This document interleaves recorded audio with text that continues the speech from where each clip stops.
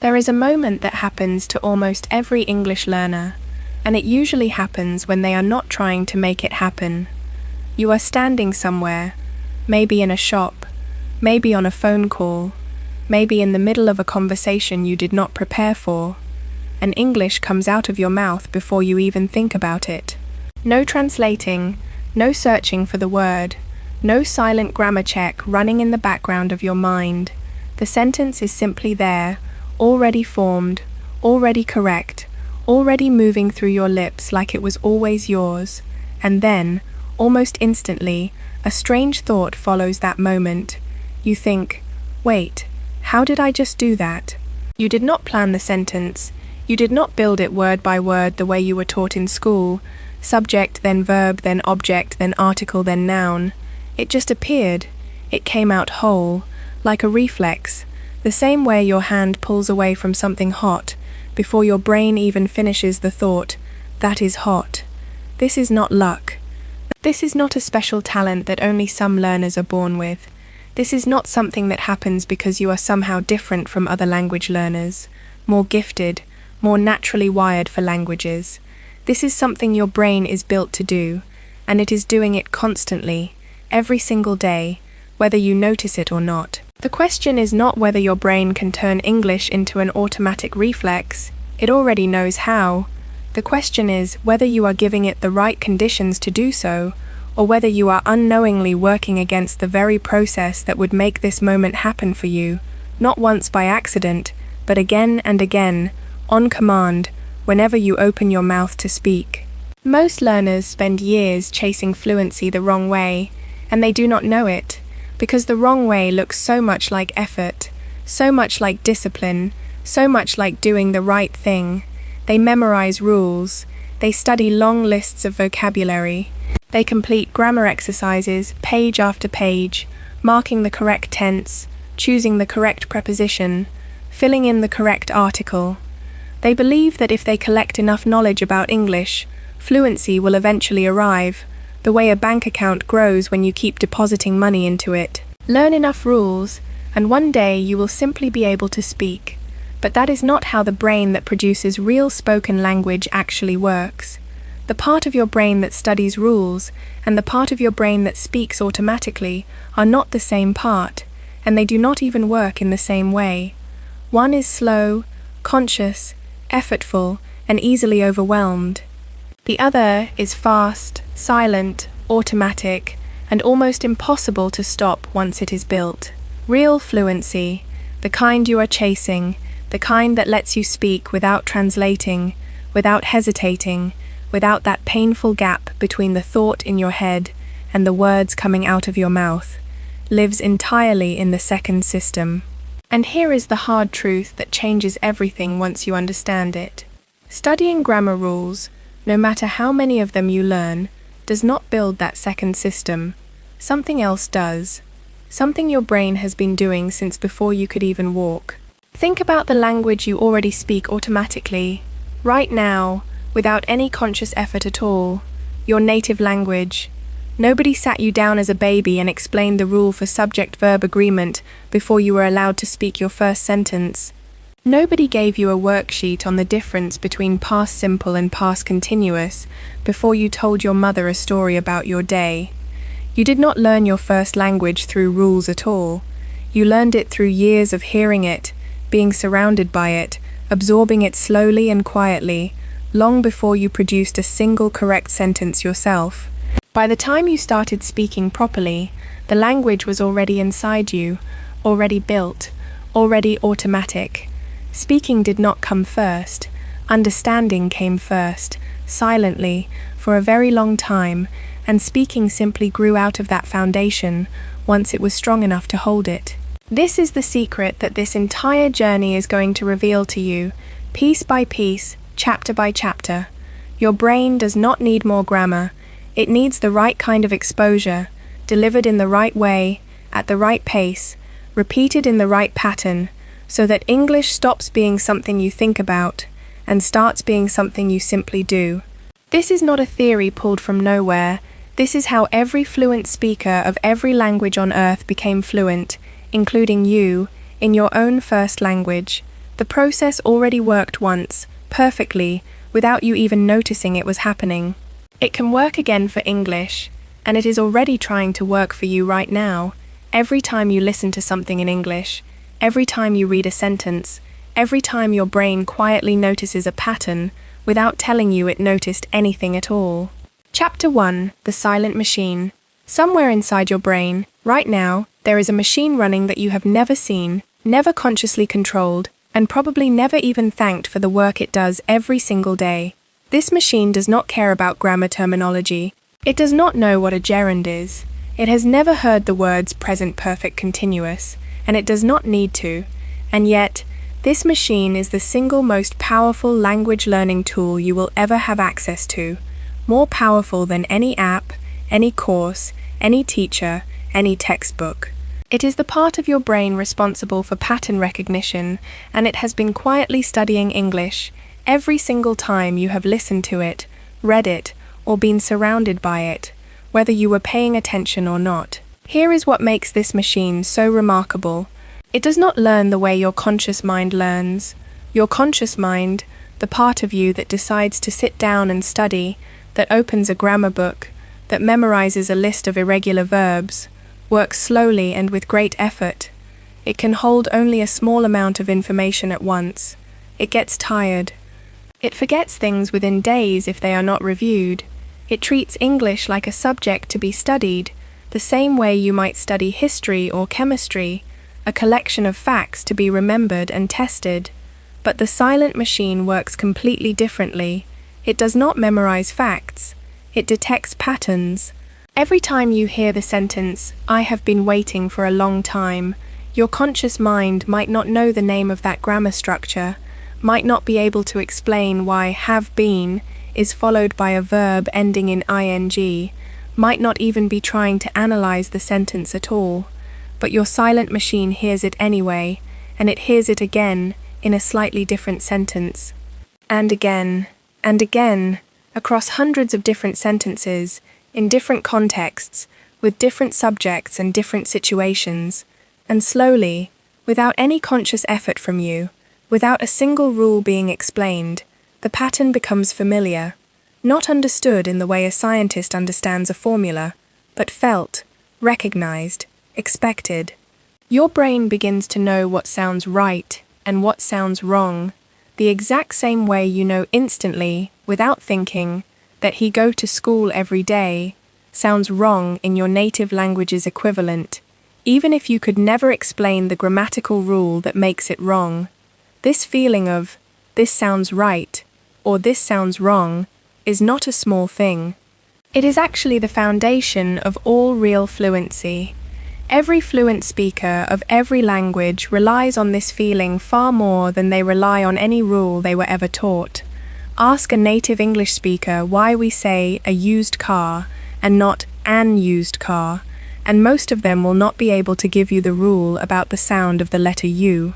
They will simply say, "because that's how it sounds right, that feeling, that instinct, that is the silent machine at work, and it is available to you too, in English, if you give it enough raw material to work with."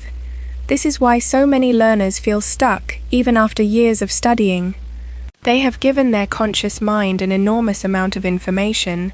They can recite rules, they can pass grammar tests, but they have not given their silent machine enough real, natural English to listen to and absorb. The two systems are not equal, and they do not feed each other in the way most classrooms assume. You can know every grammar rule in the English language and still freeze during a real conversation, because knowing a rule and having a pattern built into your automatic system are two completely different things, stored in different ways, activated by different parts of your brain. Think of it this way. Imagine you wanted to become a skilled driver, someone who can drive smoothly through traffic without consciously thinking about every single movement, checking the mirror, adjusting the wheel, pressing the pedal at the right pressure. If you spent years reading books about how engines work, how brakes function, how steering geometry is calculated, you would become an expert in the theory of driving, but you would still be a nervous, hesitant driver the first time you sat behind the wheel, because theory and automatic skill live in different parts of the brain. The only way to become a smooth automatic driver is to actually drive, again and again, in real conditions, until your hands and feet stop needing conscious instructions and simply respond. Speaking English fluently works exactly the same way. The theory, the grammar rules, the vocabulary lists, these are like the books about engines. They are not useless, but they are not the thing that builds the automatic skill. The automatic skill is built by real exposure, real listening, real reading, real immersion, repeated consistently, in a form your brain can actually absorb. This is what the silent machine needs, not more theory. More real English, delivered patiently, again and again, until the patterns sink so deep that they no longer feel like patterns at all. They simply feel like the truth about how English works, the same way the patterns of your first language feel like simple, obvious truth to you today. And here is something important to understand before we go further, something that will change how you feel about every single hour you spend listening to English from this point forward. Every single time you listen to a sentence in English, even if you do not understand every word, even if you could not repeat it back perfectly, your silent machine is working. It is absorbing rhythm. It is absorbing the music of the language, the way certain words rise and certain words fall, the way stress lands on some syllables and skips over others. It is absorbing the shape of sentences, the position of words, the natural flow between one idea and the next. None of this requires your conscious understanding. None of this requires you to translate anything. It requires only exposure, repeated, patient, and consistent. This is why the learners who eventually reach real fluency, the kind where English simply comes out of them, the way it came out of that person standing in the shop or on the phone call, are almost never the learners who studied the most grammar. They are the learners who listened the most, who read the most, who exposed themselves to real, natural English again and again, allowing the silent machine inside their brain to do the work it was always designed to do. Grammar study has its place, and we will talk honestly about that place later in this journey, but it is not the foundation. It is not the machine. It is, at best, a small light that helps you notice a pattern you might otherwise have missed. Nothing more. So as we move forward together, chapter by chapter, understand this clearly. You are not broken. You are not missing some special talent that other people have, and you do not. Your brain already contains the exact machine that built your fluency in your first language, and that same machine is available for English, right now, today.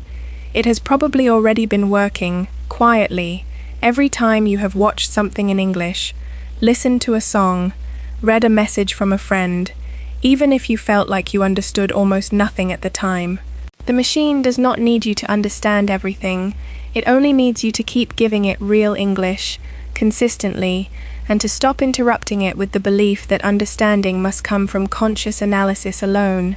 In the chapters ahead, you will learn exactly how to feed this machine the right way, how to avoid the habits that quietly starve it, and how to turn the slow, silent process happening in the background of your mind into the fast, confident, automatic speaking reflex you have been chasing all along.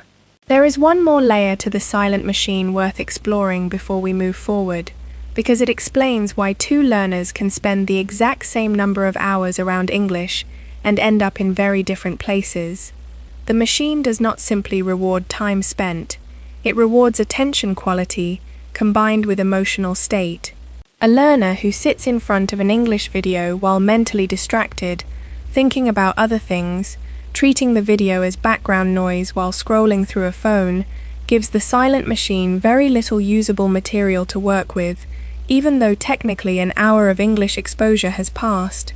The machine needs a certain minimum level of genuine attention, not intense, effortful concentration, but a relaxed, present kind of attention, the same quality of attention a child gives to a story they are genuinely interested in, curious and engaged without being tense or forced. This is why enjoyment is not a luxury in this process, something nice to have if you can find content you happen to like, but an active ingredient in how effectively your brain absorbs patterns. When you are genuinely interested in what you are listening to, or reading, your brain releases certain chemicals associated with attention and memory formation that make pattern absorption noticeably more efficient. When you are bored, anxious, or forcing yourself through content purely out of obligation, those same chemical processes are weaker, and the silent machine, though still working to some degree, works far less efficiently than it could.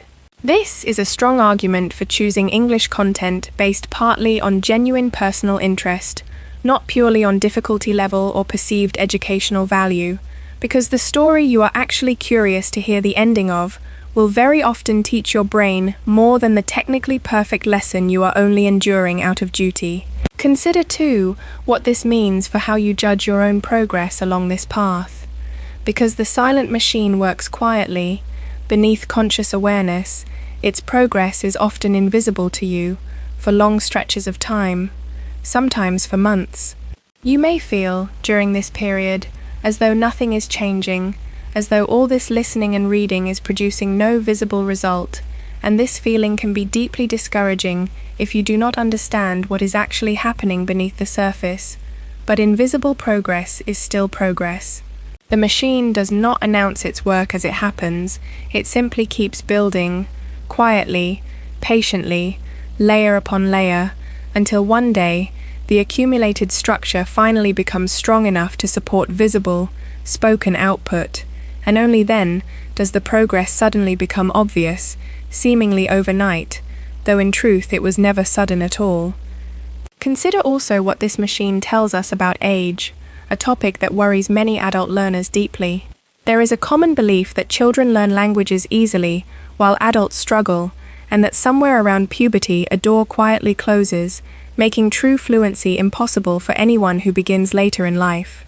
This belief contains a grain of truth mixed with a great deal of exaggeration.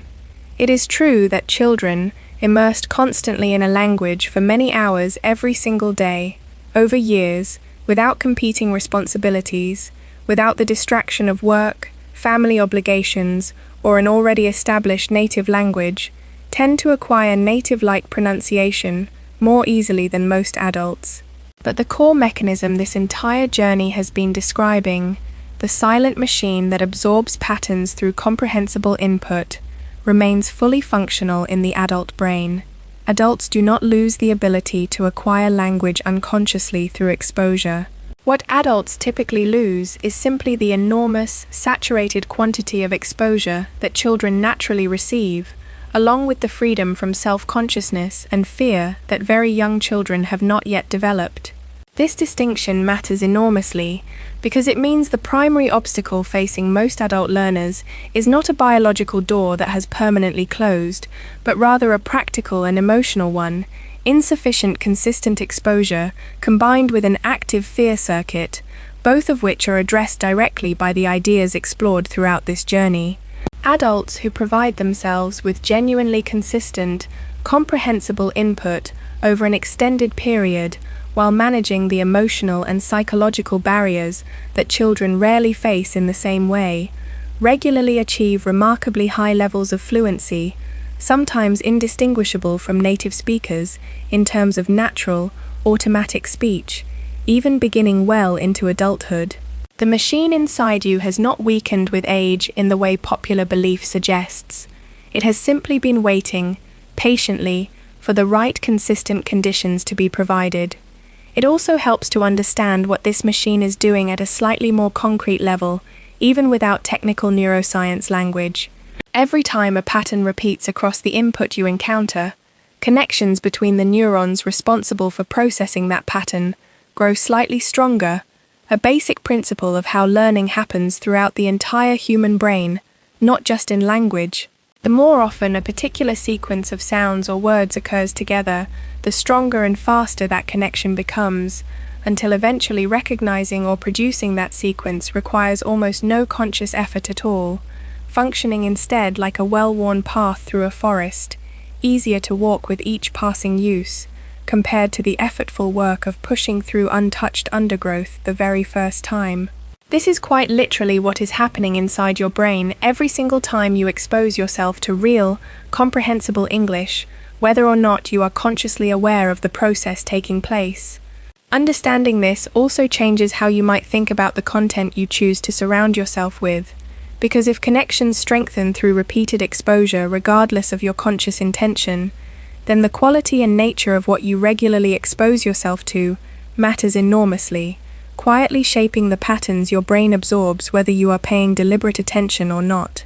Surrounding yourself consistently with clear, natural, well-structured English, even in small daily doses, steadily builds a stronger and stronger foundation, one repeated exposure at a time, exactly the same patient, cumulative process that once built your entire first language from nothing at all, long before you were capable of understanding a single word of what was happening around you. Keep this image in mind as you continue forward through the chapters ahead, a quiet, tireless machine, already proven capable of building an entire language once before, simply waiting for the right steady stream of real English to work with, patiently turning exposure into instinct, one small connection at a time, exactly as it did the very first time you ever learned to speak. There is one final observation worth making about this silent machine before we move deeper into this journey, and it concerns motivation itself. Many learners wait for motivation to arrive before committing to consistent exposure, believing that feeling inspired must come first, before the habit can follow. But the relationship often works in reverse. Consistent, gentle exposure to English, especially content that is genuinely interesting to you personally, tends to generate motivation as a natural byproduct of visible, felt progress, rather than requiring motivation as a precondition before any progress can begin. Small, early wins, understanding a sentence that once felt impossible, recognizing a phrase you have heard before, noticing a story becoming easier on a second listen, these small, repeated experiences of quiet success are often what sustains long-term commitment far more reliably than motivation summoned through willpower alone ever could. Hold on to this understanding as a kind of quiet foundation beneath everything else in this journey. You are not starting from zero, hoping to build a capability that has never existed inside you before. You are simply reactivating and redirecting a capability your brain has already proven, beyond any doubt, that it fully possesses, the exact same capability that once, patiently and invisibly, turned the confusing noise of a new language into the effortless, automatic voice you use every single day without a second thought, in whatever language you now call your native tongue. Every idea explored across the remaining chapters of this journey builds directly on top of this single foundation, so it is worth carrying forward clearly as we move ahead. Your brain is not the obstacle standing between you and fluent English. It is, and has always been, the solution, patiently waiting for the right conditions to finally be provided, consistently, so it can finish the work it already knows exactly how to do. Hold on to this simple image, a quiet machine already proven capable, patiently waiting, as we now turn toward exactly what it needs in order to keep doing its remarkable, invisible work. Nothing about this process requires you to be extraordinary. It only requires you to be consistent, giving this remarkable, silent machine the steady stream of real English it has been quietly waiting for all along, and trusting it to do exactly what it has already proven, beyond any doubt, that it fully knows how to do. That is the quiet promise underneath everything explored across this entire journey, a promise already fulfilled once, inside you, in the language you now speak, without a single conscious thought. Keep that promise in mind now, as we move forward together into exactly how to fulfill it, one deliberate, patient chapter at a time. This machine has been with you your whole life, quiet, patient, and fully capable, and it is ready, right now, to begin this work again, for English, exactly as it once did for the very first words you ever spoke.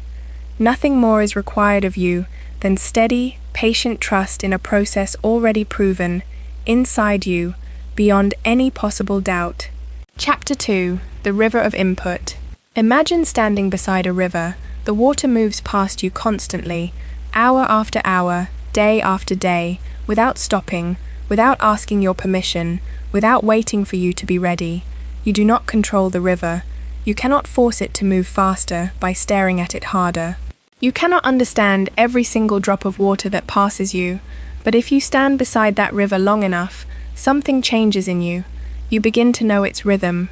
You begin to sense when it rises and when it falls. You begin to feel, without thinking, the pattern of its movement. This is exactly what happens when you expose yourself to real, spoken English, again and again, over time. Linguists have a name for this river. They call it input, and it is, without exaggeration, the single most important ingredient in building the automatic speaking reflex you are searching for. Not output, not speaking practice, not grammar drills, input. The English that flows into your brain through your ears and your eyes, day after day, whether or not you understand every single word of it. This idea surprises many learners because it goes against almost everything they were taught in school. Most classrooms are built around output. Speak now. Answer this question in English. Write this sentence. Say it again, but correctly this time. Output feels like progress because it is active, visible, and measurable. A teacher can hear you make a mistake and correct it immediately, and that feels like learning is happening. But here is the uncomfortable truth, that decades of language acquisition research keeps confirming again and again. You cannot produce language you have not yet absorbed. Output is not where fluency is built. Output is where fluency is revealed, after it has already been built somewhere else, quietly, through input. Think back again to how you learned your first language. For the first year or two of your life, you produced almost nothing. You could not form sentences. You could barely form single words. But you were not silent inside. Your brain was absorbing an enormous, continuous river of language, spoken around you constantly by your parents, your family, the world around you. You heard thousands and thousands of sentences before you ever produced one correctly yourself.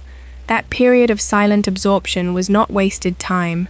It was the entire foundation. By the time you started speaking in full sentences, your brain had already built a massive internal model of how your language worked, purely from listening. Speaking simply became the visible proof of the invisible work that had already happened. Adult learners of English often try to skip this stage. They want to speak immediately, correctly, fluently, without giving themselves the same river of input that built their first language. And when they cannot do it, they assume something is wrong with them, that they are simply bad at languages, that their brain does not work the way other people's brains work. But nothing is wrong with them. They have simply been trying to build a house by starting with the roof. The input stage is not something you get to skip because you are older or busier or more impatient than a baby learning their first words. It is not optional. It is the foundation that everything else depends on, no matter how old you are when you begin. Now, here is where this idea becomes practical, because simply listening to English is not, by itself, enough. The river has to be the right kind of river. A famous idea in language acquisition research describes the most effective kind of input as being just slightly above your current level, understandable but still challenging enough to stretch you forward. If the English you are listening to is far too advanced, filled with vocabulary you have never encountered, spoken at a speed that gives your brain no chance to catch even the shape of the sentences, your brain cannot extract any pattern from it at all. It becomes noise, not input. Your silent machine, the one we talked about in the last chapter, needs something it can partially grasp in order to find the patterns hiding inside it. On the other hand, if the English you are listening to is far too simple, something you already fully understand without any effort at all, it stops stretching your brain forward. It becomes comfortable, but comfortable does not build new pathways. Growth happens in the space between what you already know and what you are just barely able to reach. This is why the right kind of listening material matters so much more than most learners realize. Listening to native speakers talking rapidly to each other about a topic filled with unfamiliar vocabulary, at natural native speed, might feel like the real way to practice. But for many learners, it produces almost no usable input at all. because their brain cannot hold on to anything long enough to notice a pattern. This is also why slow, clear, comprehensible spoken English, the kind that gives you space to actually catch the rhythm and shape of sentences, is not a weaker form of practice for beginners who are not ready for the real thing yet. It is, in many cases, the single most effective form of input available, at any level, because it allows the silent machine inside your brain to actually do its job. Speed can always increase later, once the underlying patterns are already familiar. But patterns cannot be absorbed from a river moving too fast and too roughly for your brain to even see the water. There is another quiet mistake many learners make with input, and it is worth naming clearly, because it silently wastes enormous amounts of effort. They treat listening as a task to be completed, rather than a river to stand beside. They play an audio file once, focused intensely on understanding every word, translating in their head as fast as they can, feeling exhausted and frustrated by the end, and then they move on, believing they have done that piece of listening practice. But a single pass through a piece of English, especially while translating word by word, gives the silent machine almost nothing to work with. Patterns are not built from one exposure, they are built from repetition, the same sentence structures appearing again and again, in slightly different forms, until they stop feeling foreign. This is why returning to the same material multiple times, listening to it again after a day, again after a few days, again after a week, produces far more fluency than constantly consuming new material once and never returning to it. Many learners feel guilty about repeating content, as if listening to the same episode or the same story twice means they are not making progress, that real progress means always moving forward to something new. But the silent machine does not care about novelty. It cares about pattern strength, and pattern strength is built through return, not through constant newness. A river you stand beside for one afternoon leaves a small impression.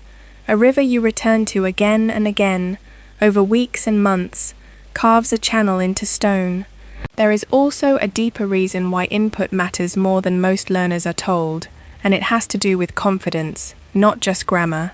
Every time you understand a sentence in English, even partially, even with effort, something quiet happens inside you. A small signal fires that says, "I am capable of understanding this language." That signal, repeated thousands of times through consistent input, slowly rebuilds your relationship with English from one of fear and struggle into one of familiarity and trust. This emotional shift matters enormously for speaking, because the same brain that freezes in fear during a conversation is often a brain that has spent far more time being tested on English than simply being immersed in it, comfortably, without pressure, purely absorbing. So what does this mean practically, starting today, for you? It means the hours you spend simply listening to real, understandable English, even without speaking a single word yourself, without writing a single sentence, without completing a single exercise, are not wasted hours. They are, in fact, the most important hours in your entire journey toward automatic fluency. It means choosing input that is challenging but not overwhelming, understandable but not too easy, and returning to that input multiple times rather than constantly chasing something new. It means trusting the river, trusting that standing beside it, day after day, patiently, is quietly reshaping the deepest structures of how your brain processes English, long before you ever notice the change yourself. And it means understanding, finally, why speaking often arrives suddenly, almost overnight, for learners who have been consistently exposing themselves to input for months. It is not because something magical happened in that single moment. It is because the river had been rising slowly, invisibly, for a very long time, and one day it simply reached the surface. The words that came out of your mouth in that unplanned, automatic moment were never actually built in that moment. They were built across every single session of real listening that came before it, absorbed quietly by the silent machine, waiting patiently for the moment they would finally be needed. It is worth addressing directly a question that naturally arises once you understand the importance of input. because otherwise it can quietly create doubt and hesitation. If input matters this much, does that mean you should abandon speaking practice entirely until you feel you have absorbed enough English through listening and reading alone? This is not the right conclusion to draw, and it is important to be precise here. The argument being made throughout this journey is not that output has no value at all, it is that output cannot substitute for input, that the deep, unconscious pattern library cannot be built primarily through the act of speaking itself, especially not through forced, anxious speaking before sufficient input has been absorbed. Speaking practice still plays a valuable role, particularly the low-pressure kind we will explore later in this journey, but it plays that role best when it rests on top of a strong, growing foundation of input, rather than replacing that foundation entirely. Think of input and output as two different stages of the same process, not as competing strategies where you must choose one over the other permanently. Early in your relationship with any new area of English, a new topic, a new level of complexity, a new set of vocabulary, input should dominate heavily, because there is simply not yet enough absorbed material for meaningful, natural output to draw from. As your input in that particular area grows, opportunities for genuine, low-pressure output naturally become more valuable and more productive, because now there is real material inside you for that output to draw upon. The balance shifts gradually, not through a single dramatic transition, but through a slow, continuous adjustment, with input remaining a constant, ongoing companion throughout your entire journey, even as your speaking confidence grows. There is also a practical question worth addressing clearly: how much input is actually enough? Learners often want a precise number, a specific hour count, that guarantees a certain result, but language acquisition does not work with that kind of precision, because so much depends on the quality of attention, the appropriateness of the difficulty level, and the consistency of exposure over time, not simply the raw total of hours logged. What can be said with confidence, based on decades of observed patterns among successful learners, is that meaningful, noticeable progress in automatic speaking ability tends to require sustained, regular input measured in hundreds of hours over many months, not dozens of hours over a few weeks. This is not meant to discourage you, it is meant to set realistic expectations so that you do not abandon this process too early, mistaking the natural, gradual timeline of real acquisition for evidence that the approach is not working. There is one more dimension of input worth exploring before we move to the next stage of this journey, and it concerns the difference between what might be called wide input and deep input, two complementary approaches that each serve a slightly different purpose in building your overall fluency. Wide input means exposing yourself to a large variety of different content, different topics, different speakers, different styles, giving your silent machine a broad, general sense of how English functions across many different situations. Deep input means returning to a smaller amount of content repeatedly, as discussed earlier, extracting maximum pattern value from material you already partially know. Both approaches offer genuine value, and neither should be pursued to the complete exclusion of the other. Wide input helps prevent your English from becoming narrowly specialized, comfortable only within one particular topic or one particular speaker's style, while deep input builds the strong, stable, automatic core patterns that transfer across many different situations once they are firmly established. A reasonable, sustainable approach balances these two naturally over time, allowing yourself to explore new content regularly, following genuine curiosity toward topics that interest you, while also deliberately returning to favorite pieces of content multiple times, rather than treating every single item as something to be consumed once and discarded forever. Over months, this balanced approach builds both breadth, the flexibility to understand and eventually produce English across a wide range of topics and situations, and depth, the strong, automatic core patterns that only repeated exposure can truly cement into permanent, unconscious fluency. Neither breadth nor depth alone produces the complete picture. Together, Applied consistently, they build the rich, flexible, automatic command of English that this entire journey has been describing from its very first page. It is also worth noting that input does not need to arrive exclusively through dedicated study sessions, sitting formally with headphones on, treating listening as a separate, isolated task from the rest of your day. Input can be woven naturally into daily life, played during a commute, during household chores, during quiet moments that would otherwise be filled with silence or with content in your native language instead. This kind of ambient, woven-in input, while perhaps slightly less focused than dedicated listening sessions, still contributes meaningfully to the overall river flowing past you, and its consistency, simply being present regularly across ordinary days, often matters more for long-term pattern absorption than the intensity of any single, isolated session ever could. Consider also that the river metaphor holds true in another sense worth noting, because a river never stops entirely, even when you are not actively standing beside it.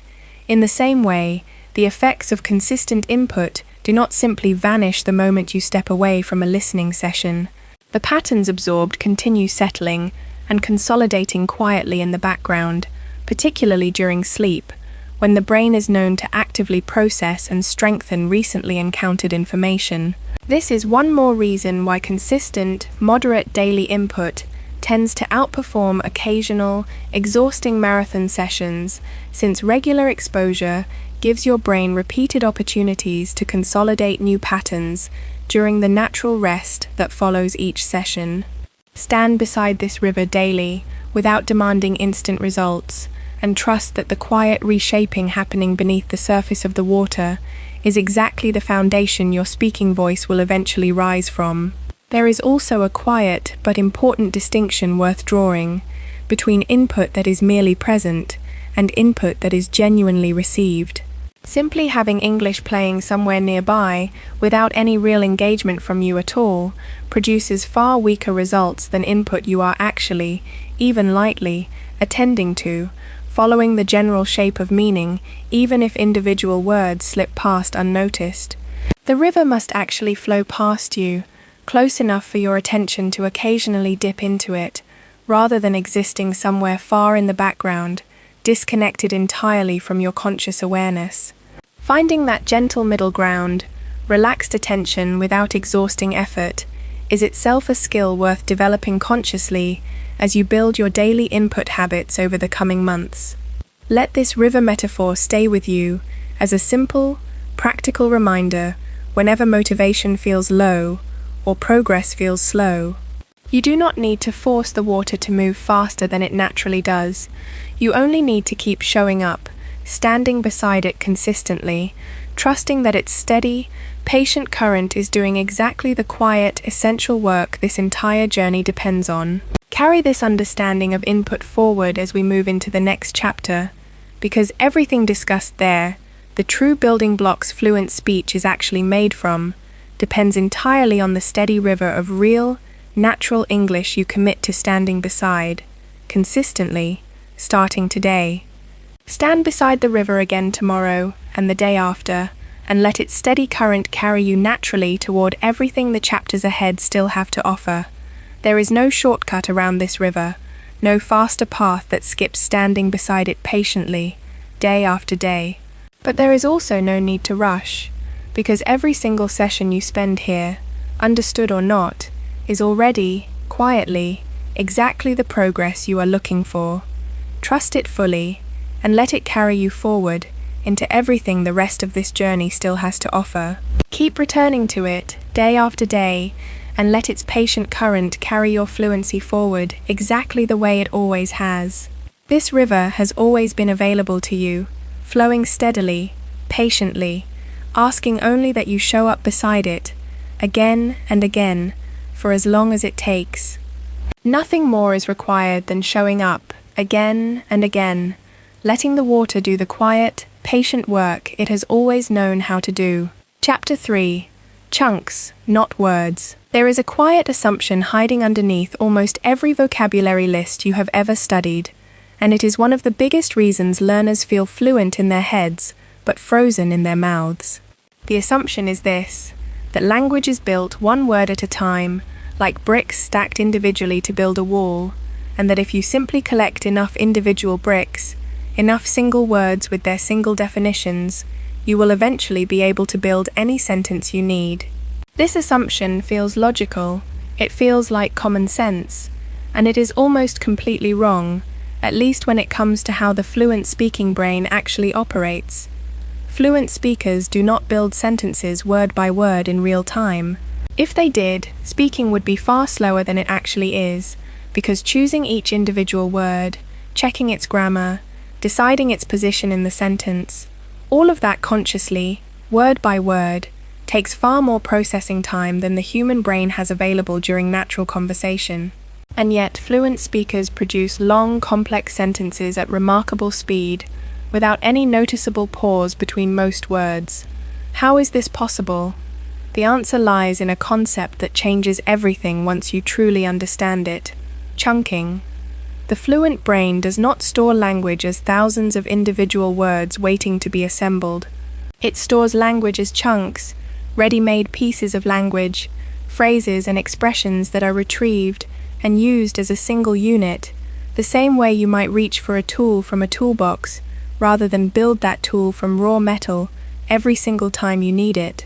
When a native English speaker says, "I was wondering if you could help me with something," they are not consciously selecting each of those 10 words one at a time and placing them in grammatically correct order. That entire phrase exists in their mind as one single retrievable unit, stored whole, ready to be pulled out instantly, whenever the situation calls for it. This is true of an enormous portion of everyday spoken English. Phrases like, "as far as I know," "it turns out that," "I couldn't agree more." To be honest with you, the thing is, at the end of the day, these are not built fresh each time they are spoken. They are retrieved whole, like a single word, even though they contain several words inside them. This is why fluent speakers can speak so quickly and so smoothly.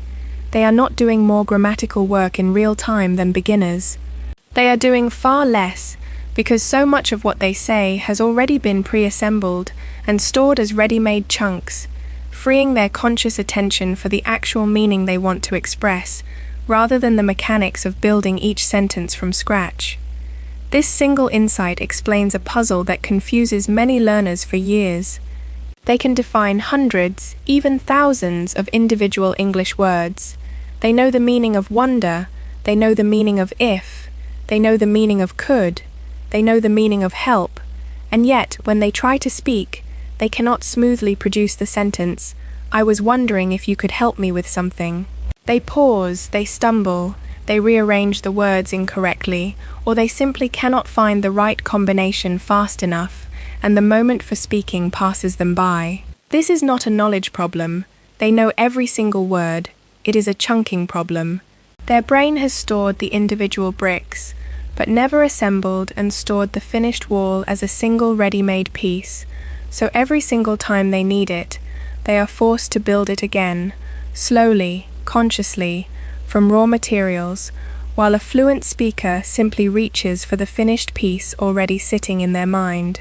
Understanding this changes everything about how you should approach learning English going forward. If chunks, not individual words, are what fluent speaking is actually built from, then the goal of your study time should shift dramatically. Instead of memorizing long lists of isolated vocabulary, disconnected from any context, disconnected from any real sentence, your energy is far better spent absorbing and noticing entire phrases as they naturally occur in real English, spoken and written, the way people actually use them together. This is one of the deepest reasons why input, the river we talked about in the previous chapter, is so powerful. When you listen to real, natural English, you are not simply encountering isolated words, you are encountering words already arranged into their natural chunks, exactly as fluent speakers use them, again and again, in slightly different contexts. Every time you hear the phrase, "I'm not sure if," followed by a different ending each time, your silent machine is not just learning 3 separate words, it is learning that these 3 words travel together, that they form a single unit with a particular function, a way of expressing uncertainty before introducing a new idea. Repeated exposure to that chunk, in different sentences, slowly cements it as a single retrievable piece inside your mind, ready to be used automatically, without conscious assembly, the very next time uncertainty needs to be expressed. This is also why translating word by word from your native language into English so often produces sentences that sound strange, even when every individual word is technically correct. Every language organizes its chunks differently. A phrase that flows naturally as a single unit in your native language might not exist as a unit in English at all, and forcing an English sentence together, using your native language's chunking pattern, word for word, often creates something a native speaker would immediately recognize as unnatural, even if they could not explain exactly why. This is not a failure of vocabulary. It is a mismatch of chunking systems, and the only real solution is exposure to English's own natural chunks, absorbed directly from real English, rather than built by translating your own language's chunks piece by piece. There is something deeply freeing in understanding this, because it removes an enormous, unnecessary burden that many learners have been carrying without realizing it. You do not need to consciously assemble every single sentence you speak, from individual grammatical rules, checking each word's position against a mental rulebook in real time. That approach was never going to produce fluent, natural speech, no matter how many years you practiced it, because it is simply not how the fluent brain operates. What you actually need is a large, well-practiced collection of natural chunks, absorbed through repeated real exposure, ready to be combined and recombined as needed. The exact same tool-reaching process every fluent speaker of every language relies on, without ever consciously thinking about it. This also explains why certain kinds of practice are far more valuable than others for building real speaking ability. Simply reading a list of common English phrases once is not enough to store them as automatic chunks. In the same way, reading a description of how to ride a bicycle once will not teach your body the automatic balance required to actually ride one. Chunks need to be encountered repeatedly, in different natural contexts, ideally heard and read multiple times across different situations, so that the connection between the words strengthens each time until it stops requiring conscious effort to recall. This is why the same phrases appearing again and again across different stories, different conversations, different pieces of listening material is not repetitive in a wasteful sense. It is repetitive in exactly the sense your brain needs in order to build these phrases into permanent, automatic tools. It also explains why shadowing, the practice of listening to a piece of spoken English and speaking along with it at the same time, matching the rhythm, the stress, and the flow as closely as possible, is such a remarkably effective technique for many learners, far more effective than simply reading sentences silently or translating them in a notebook. Shadowing forces your mouth to physically practice producing entire chunks as single, connected units, at natural speed, with natural rhythm, rather than practicing individual words in isolation. Over time, this physical practice, combined with mental repetition, helps chunks move from something you recognize when you hear them into something your own mouth can produce automatically, without conscious assembly, exactly the transformation that real fluency requires. So as you continue this journey, begin to notice chunks everywhere you encounter English. When you hear a phrase repeated across different pieces of content, notice it as a single unit rather than several separate words. When you read a sentence that feels natural and smooth, pay attention to which words seem to travel together as a group.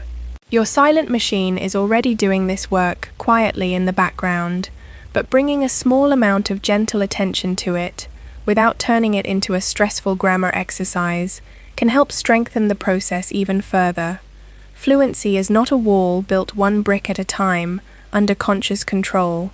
It is a collection of finished walls, chunks absorbed whole from real exposure, ready to be reached for instantly, the exact same toolbox every fluent English speaker on earth has been quietly building since the very first moment they began truly listening. It is worth spending a little more time on why chunking matters so much, for speed specifically, because speed is often what learners feel they are missing most during real conversation, even more than accuracy. Many learners can eventually produce a grammatically correct sentence given enough time, writing it slowly, checking it carefully, revising it before sending a message. But real conversation does not offer this luxury. There is a natural rhythm to spoken exchange, a rhythm every language shares in its own way, where long silences begin to feel uncomfortable, where the other person may begin to wonder if you have understood them, where your own confidence begins to drop the longer you search silently for words. Chunking is the mechanism that allows fluent speakers to meet this natural rhythm, not because they think faster than learners in some general sense, but because they are not building each sentence from raw materials in real time at all. They are retrieving whole pre-built pieces, and retrieval, unlike construction, can happen almost instantly, in a fraction of a second, the same speed at which you might recall your own name or your own address without any hesitation at all. This also explains why certain learners who have spent enormous amounts of time abroad, surrounded constantly by natural spoken English in daily life, sometimes develop a noticeably fluent, natural rhythm, even without ever formally studying advanced grammar in a classroom setting. Their environment provided them with an enormous, continuous stream of naturally chunked language, heard and used repeatedly across countless real situations, allowing their chunk library to grow rich and deep, purely through exposure and necessity, without ever requiring conscious grammatical analysis. This does not mean formal study has no value, particularly for learners who do not have access to this kind of immersive environment. It means that the underlying mechanism responsible for their fluency was chunk acquisition through repeated exposure, the exact same mechanism available to any learner, anywhere in the world, who deliberately seeks out and returns to rich, natural, comprehensible English content, even without ever leaving their home country. Consider building a simple, ongoing habit of collecting chunks you notice repeating across your listening and reading, not as a rigid vocabulary list to memorize under pressure, but as a loose, curious collection, the way someone might collect interesting stones found along a path, examined with interest rather than obligation. When you notice the same phrase appearing again in a new context, allow yourself a small moment of recognition, a quiet acknowledgement that this piece of language is becoming familiar. This simple act of noticing, repeated consistently over time, gently accelerates the natural process your silent machine is already engaged in, helping these chunks settle more firmly into the automatic, ready-to-use library that fluent, natural speech depends upon. It is also worth considering how chunking interacts with pronunciation and natural rhythm, because this connection is often overlooked, even though it explains a great deal about what makes spoken English sound genuinely natural, rather than simply grammatically correct. Within a chunk, certain words naturally receive stronger stress, while others are spoken more quickly and quietly, blending together in ways that would seem irregular if each word were considered in isolation. The phrase, "What are you going to do?" is very often compressed in natural, fast, casual speech into something closer to a single flowing sound, with the individual words blending together rather than being pronounced with equal, separate clarity. A learner who has only ever studied these words individually, expecting each one to be pronounced clearly and separately, often struggles to understand this phrase when spoken naturally by a fluent speaker, even though they know every single word it contains. This is yet another reason why chunk-based listening, absorbing phrases as fluent speakers actually produce them, matters so much more than word-by-word study. Your silent machine, exposed repeatedly to these natural, blended pronunciations within their proper chunks, gradually learns not just the words themselves, but the natural music surrounding them, the particular rhythm and flow that signals genuine fluency, rather than a careful, mechanical recitation of individual words strung together. When you eventually produce these chunks yourself, having absorbed them through repeated natural exposure, this same natural rhythm tends to emerge automatically in your own speech as well, without any conscious effort to imitate a particular accent or pronunciation style, simply because the chunk was absorbed as a whole unit, complete with its natural internal rhythm intact. It is worth remembering, too, that chunks are not limited only to short, fixed expressions. Entire ways of opening a story, entire patterns for expressing disagreement politely, entire structures for describing a sequence of past events. All of these larger patterns function according to the same chunking principle, absorbed as familiar shapes through repeated exposure, rather than assembled consciously each time from individual grammatical decisions.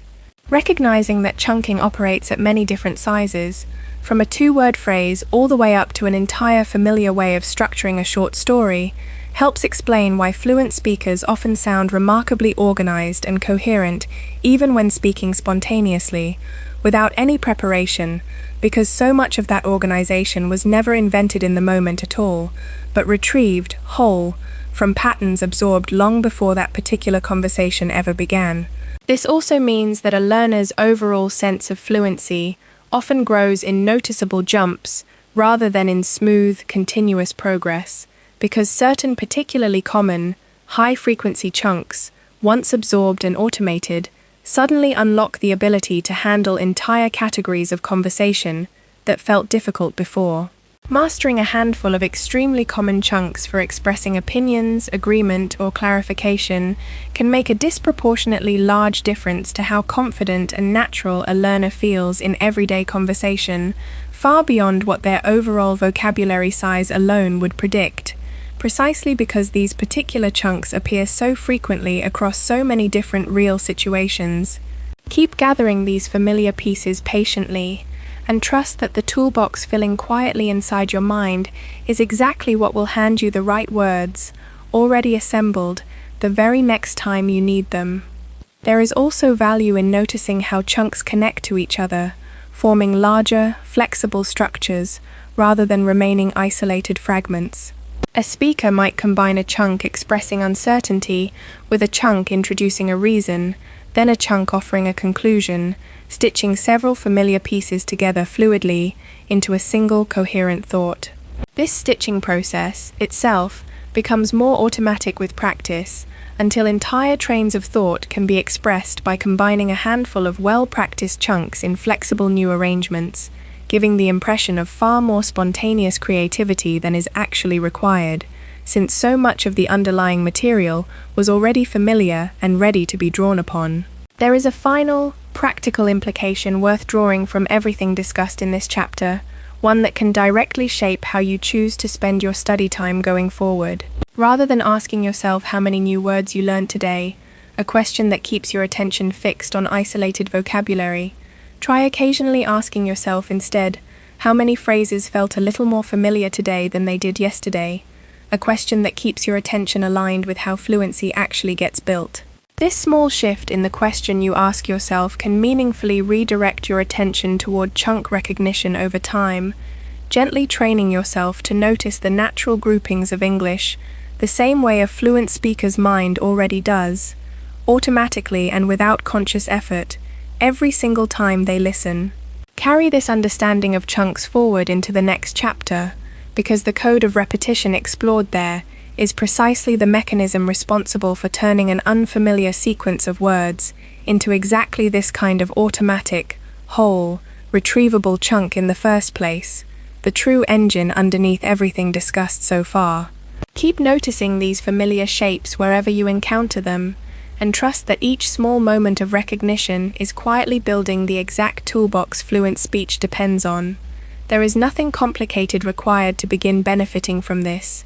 Simply continue listening, continue reading, continue noticing, and let the natural, patient work of chunk formation carry on quietly beneath your conscious awareness, exactly as it always has. Trust this quiet accumulation completely, and let it continue building steadily beneath the surface of everything you do next. Keep this quiet accumulation in mind as it continues shaping every sentence you will eventually speak. This toolbox has always been within reach, filling patiently, one recognized phrase at a time, waiting only for consistent exposure to keep it growing. Nothing more is required than continued, curious attention, letting recognition deepen naturally with every new piece of real English you encounter. Chapter 4. The Repetition Code. There is a word that makes many learners feel tired the moment they hear it, and that word is repetition. It sounds boring. It sounds like the opposite of progress. Most learners imagine that real progress means constantly moving forward, always consuming something new, always adding another lesson, another article, another episode, another level, never looking back at what has already been covered. New feels like growth. Repeating feels like standing still, or worse, like admitting that the first attempt failed, and now you must do it again.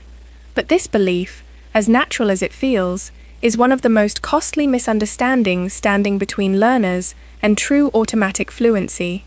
Repetition is not the opposite of progress. Repetition is the actual mechanism through which progress becomes permanent. Without it, almost nothing you learn in English will ever move from temporary, effortful knowledge into permanent, automatic reflex. Understanding why this is true, and understanding exactly how to use repetition correctly, is one of the most powerful shifts you can make in your entire learning journey. Think about how memory actually behaves inside the human brain when you encounter something new, a word, a phrase, a grammar pattern, a piece of information. Your brain does not immediately decide that this information is important enough to keep forever. Your brain is constantly filtering an overwhelming flood of information, discarding the vast majority of it within hours, because keeping everything would be impossible and wasteful. Only information that appears to matter, information that is encountered again and again over time, earns a permanent place in long-term memory. This is not a flaw in how your brain works. It is an intelligent, efficient system built over millions of years of evolution, designed to keep what matters and release what does not. This means that a single exposure to a new English word, phrase, or pattern, no matter how carefully you studied it in that moment, is almost never enough to make it permanent. You might understand it perfectly in the moment you learn it. You might even feel confident that you have got it. But without further exposure, that piece of language will begin fading from your memory, almost immediately. Following a predictable pattern, researchers have studied for over a century, often called the forgetting curve. Within a single day, a significant portion of newly learned information can already be lost if it is never encountered again. This is not because you are a bad learner. This is simply how memory works for every human being on Earth, in every subject, not just language. The solution is not to study harder in a single sitting, spending more intense hours the first time you encounter something new. Piling more effort into one exposure produces diminishing returns very quickly, because the brain's ability to absorb and retain new information in a single session is limited, no matter how much willpower you apply. A far more powerful solution is spacing that exposure out over time, returning to the same material again after it has had a chance to begin fading, refreshing it before it disappears completely, and then returning to it again after a longer gap, and again after an even longer gap. Each time you return to material that is starting to fade, your brain treats that return as strong evidence that this information truly matters, and it strengthens that memory more deeply than the last exposure did. This pattern, encountering something, allowing time to pass, encountering it again, allowing more time to pass, encountering it again, is often called spaced repetition, and it is one of the most well-supported findings in the entire science of memory and learning. For English learners, this has enormous practical implications that go far beyond simply reviewing flashcards. It means that listening to a single podcast episode or story one single time and then moving permanently onto something new is a far less effective use of your time than listening to that same episode multiple times across several days, even if it feels repetitive, even if part of you wants to move on to something fresh. The first time you listen, your silent machine catches perhaps a fraction of the patterns hiding inside that content, because your attention is divided between trying to follow the meaning and simply keeping up with the flow of speech. The second time you listen, something remarkable happens. Because the overall meaning is now more familiar, your brain has more available attention to notice details it missed the first time, specific phrases, specific chunks, specific rhythms that passed by unnoticed during the first exposure. The third time you listen, you may notice yourself predicting words before they are spoken, a clear sign that a pattern is moving from unfamiliar to familiar, from effortful to automatic. This is why the most effective English learners are often not the ones consuming the largest total volume of new content. They are the ones who return to a smaller amount of well-chosen content multiple times, allowing the repetition to do the deep work that a single exposure never could. A learner who listens to the same 20 minutes of natural English 5 separate times across 2 weeks will very often build stronger, more permanent, more automatic language patterns than a learner who listens to 5 completely different 20-minute pieces one single time each, even though both learners spent exactly the same total amount of time listening. The total number of hours is not the only variable that matters. The pattern of exposure across those hours matters just as much, often more. There is another important layer to understanding repetition, one that goes beyond simply repeating the exact same piece of content. Patterns are strengthened most powerfully, not just by hearing the identical sentence again and again, but by encountering the same underlying structure across different sentences, different topics, different contexts. If you only ever hear the phrase, "I used to," in one single sentence, repeated many times, your brain may eventually memorize that one specific sentence as a whole, without truly generalizing the underlying pattern to new situations. But if you hear, "I used to," appear across many different sentences, describing many different topics, in many different stories, your brain begins to extract something deeper than a single memorized phrase. It begins to understand the pattern itself, flexibly, in a way that allows you to use it correctly in completely new sentences you have never heard before, describing situations unique to your own life.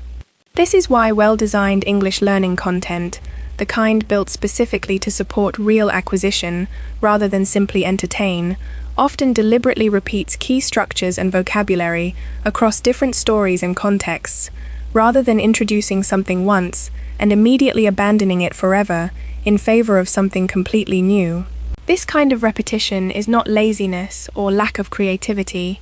It is, in fact, one of the most careful and intentional design choices a language learning resource can make, because it directly mirrors how the brain actually converts unfamiliar patterns into permanent, automatic knowledge. It is worth pausing here to address a fear that many learners carry quietly, a fear that repetition means they are somehow behind, that a real fluent speaker would never need to hear something more than once, that needing repetition is evidence of weakness or slowness. This fear is completely backwards. Every fluent speaker of every language on earth, including native speakers, built their fluency through massive amounts of repetition, most of it completely invisible to them, because it happened during early childhood, before conscious memory even began recording events clearly.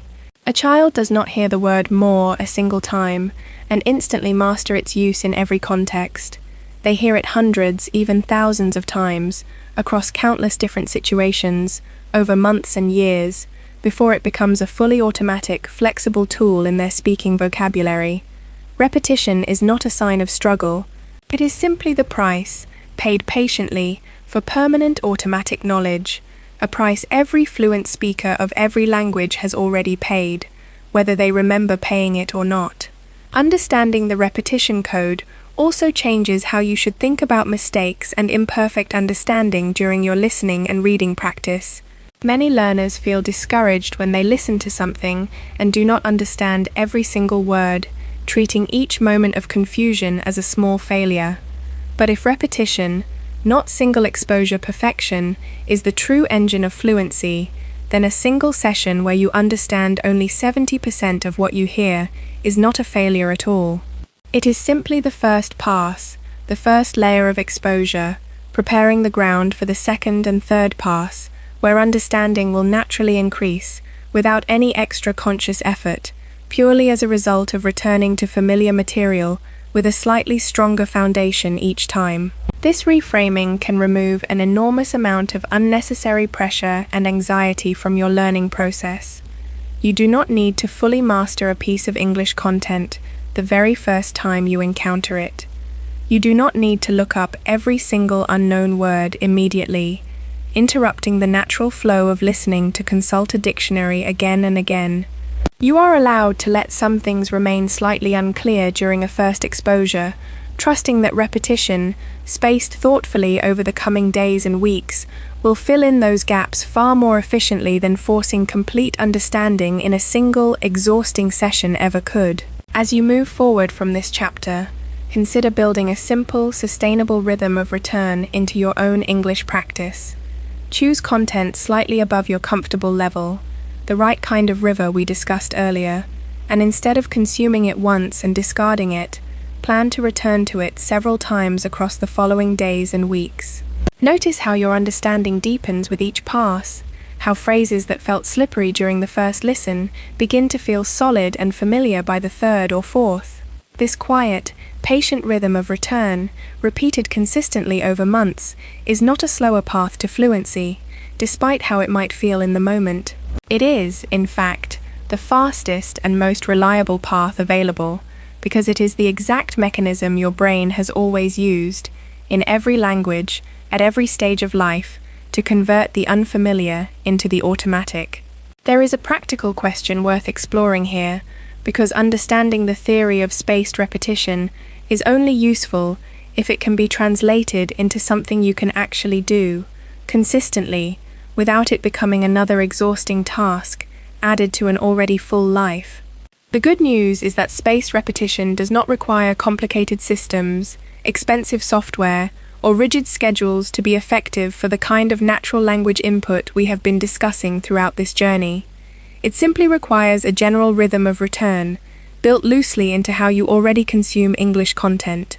If you listen to a story or an episode today, a simple, sustainable approach is to return to that same piece of content again within the next day or two, while it is still relatively fresh, then again after about a week, and perhaps once more after a few additional weeks, before eventually allowing it to rest as part of your growing internal library, its patterns now firmly absorbed. This does not need to feel like a strict obligation tracked on a calendar.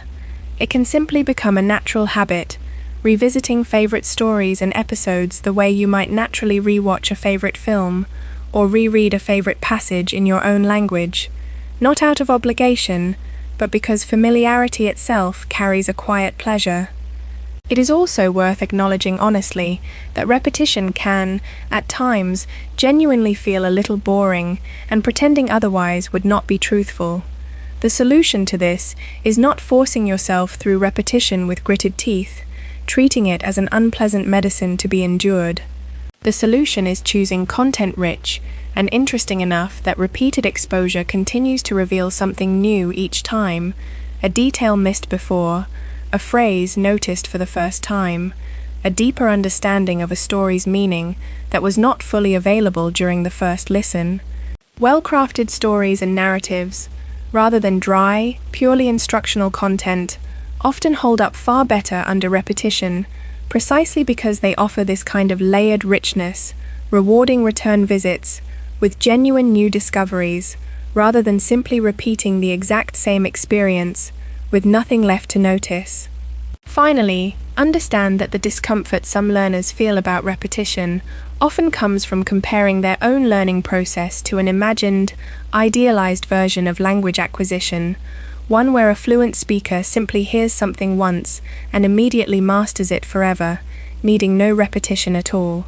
This idealized version does not actually exist, not for you, not for any learner, and not even for the small children who eventually became fluent native speakers of their first language through years of massive, repeated exposure. Letting go of this unrealistic comparison and accepting repetition as the honest, universal price of real fluency, paid by every successful language learner who ever lived, can transform how repetition feels, from a frustrating obstacle into a reassuring, well-trodden path that you now understand and can walk with patience and confidence.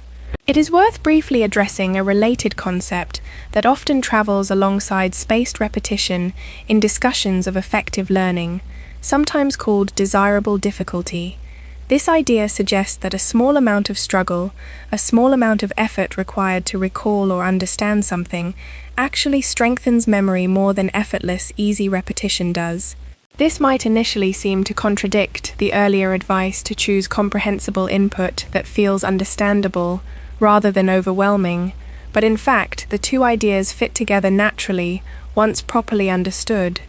The goal is not to eliminate all difficulty from your practice, seeking only content that requires zero effort to understand.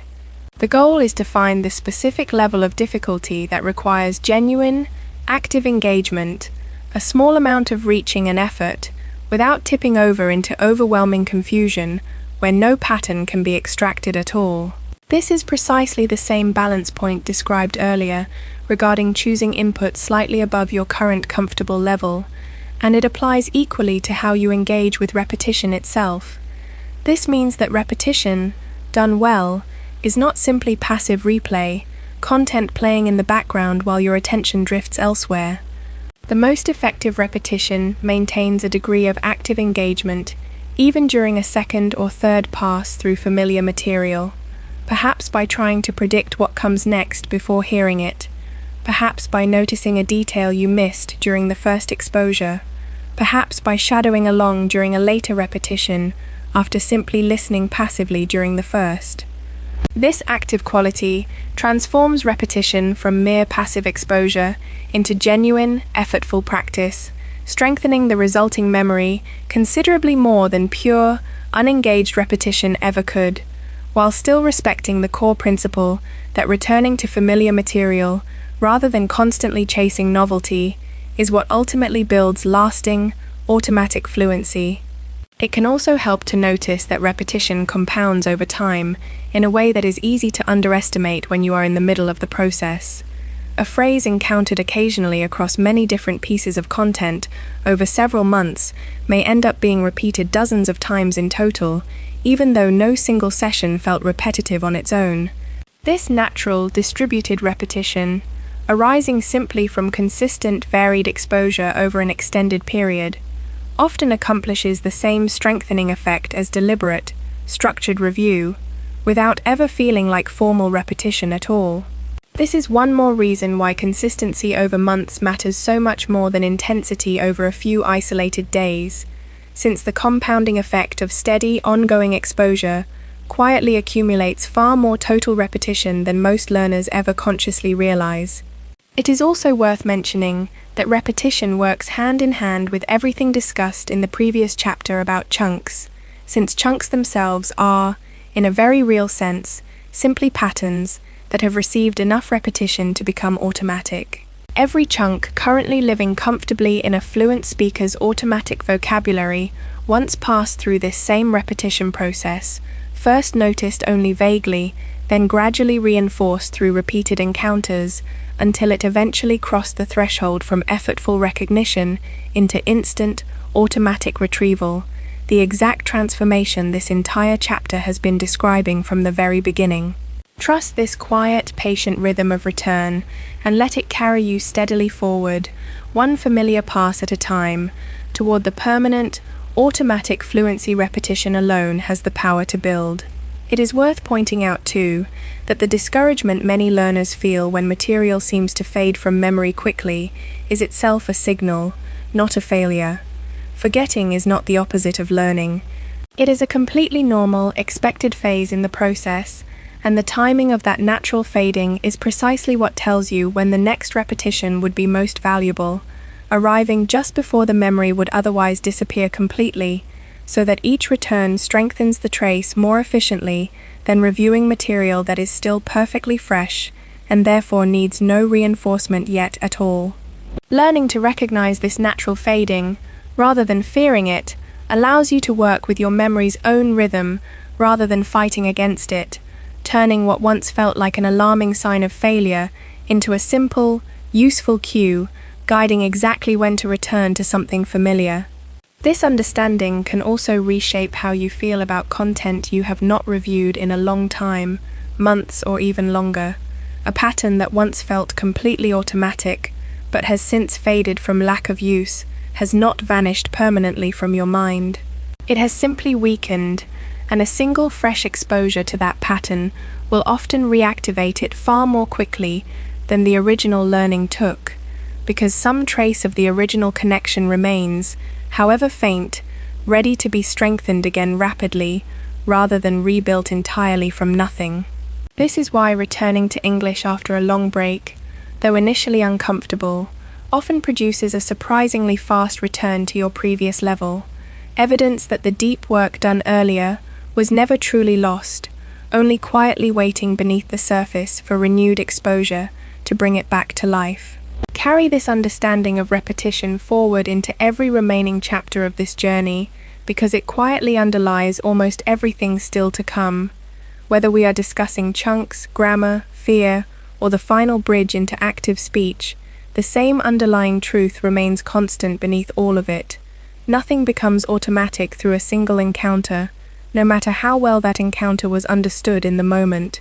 Automaticity is earned, patiently, through return, and every idea explored in the chapters ahead depends, in its own way, on this same simple, reliable, and ultimately reassuring principle. Carry this understanding of repetition forward into the next chapter as well, because the honest examination of grammar's proper place waiting there depends directly on separating conscious rule memorization from the deeper, repetition-built acquisition process this chapter has just described in full.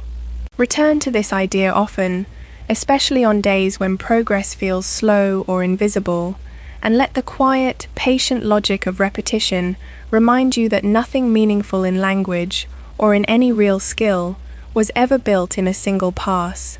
There is a quiet comfort in knowing that this process asks nothing extraordinary of you, only ordinary, steady return, applied patiently over time, the same simple ingredient that has always separated true fluency from knowledge that never quite becomes automatic. Trust it fully and let it carry your understanding forward into the honest conversation about grammar waiting in the next chapter. Keep this patient rhythm close as you continue moving through the remaining chapters of this journey. This rhythm of return has always been the true engine underneath every fluent voice that ever existed, patiently waiting for you to trust it fully. Nothing more is required than patient return, again and again, letting familiarity deepen naturally into permanent, automatic knowledge. Chapter 5: The Grammar Trap. Somewhere along your journey with English, someone gave you a piece of advice that sounded completely reasonable, so reasonable that you probably never questioned it. They told you that if you wanted to speak English correctly, you needed to learn the grammar first. Learn the rules, they said, and then apply them when you speak. This advice sounds so logical that almost every classroom in the world is built around it. Page after page of grammar explanations, followed by exercises designed to test whether you can apply the rule correctly. And yet, here you are, quite possibly having studied grammar for years, able to explain rules that many native speakers could never explain themselves, and still finding yourself hesitating, translating, searching for words when a real conversation demands an immediate response. If grammar knowledge were truly the foundation of speaking fluency, this should not be happening to you. The fact that it is happening to millions of learners around the world, learners who know the rules perfectly and still cannot speak smoothly, is not a coincidence.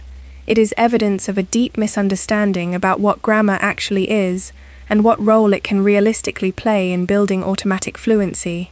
Let us be honest and precise about what is being claimed here, because it would be easy to misunderstand this chapter as an argument that grammar does not matter at all, that studying it is a complete waste of time, that correct sentence structure is unimportant. That is not what is being said, and it would be both false and unhelpful to suggest it.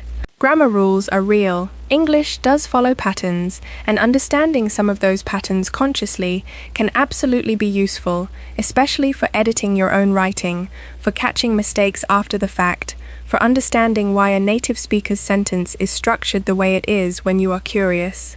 The claim being made here is far more specific and far more important. Conscious knowledge of a grammar rule is not the same thing as the automatic, unconscious ability to use that pattern correctly in real-time speech.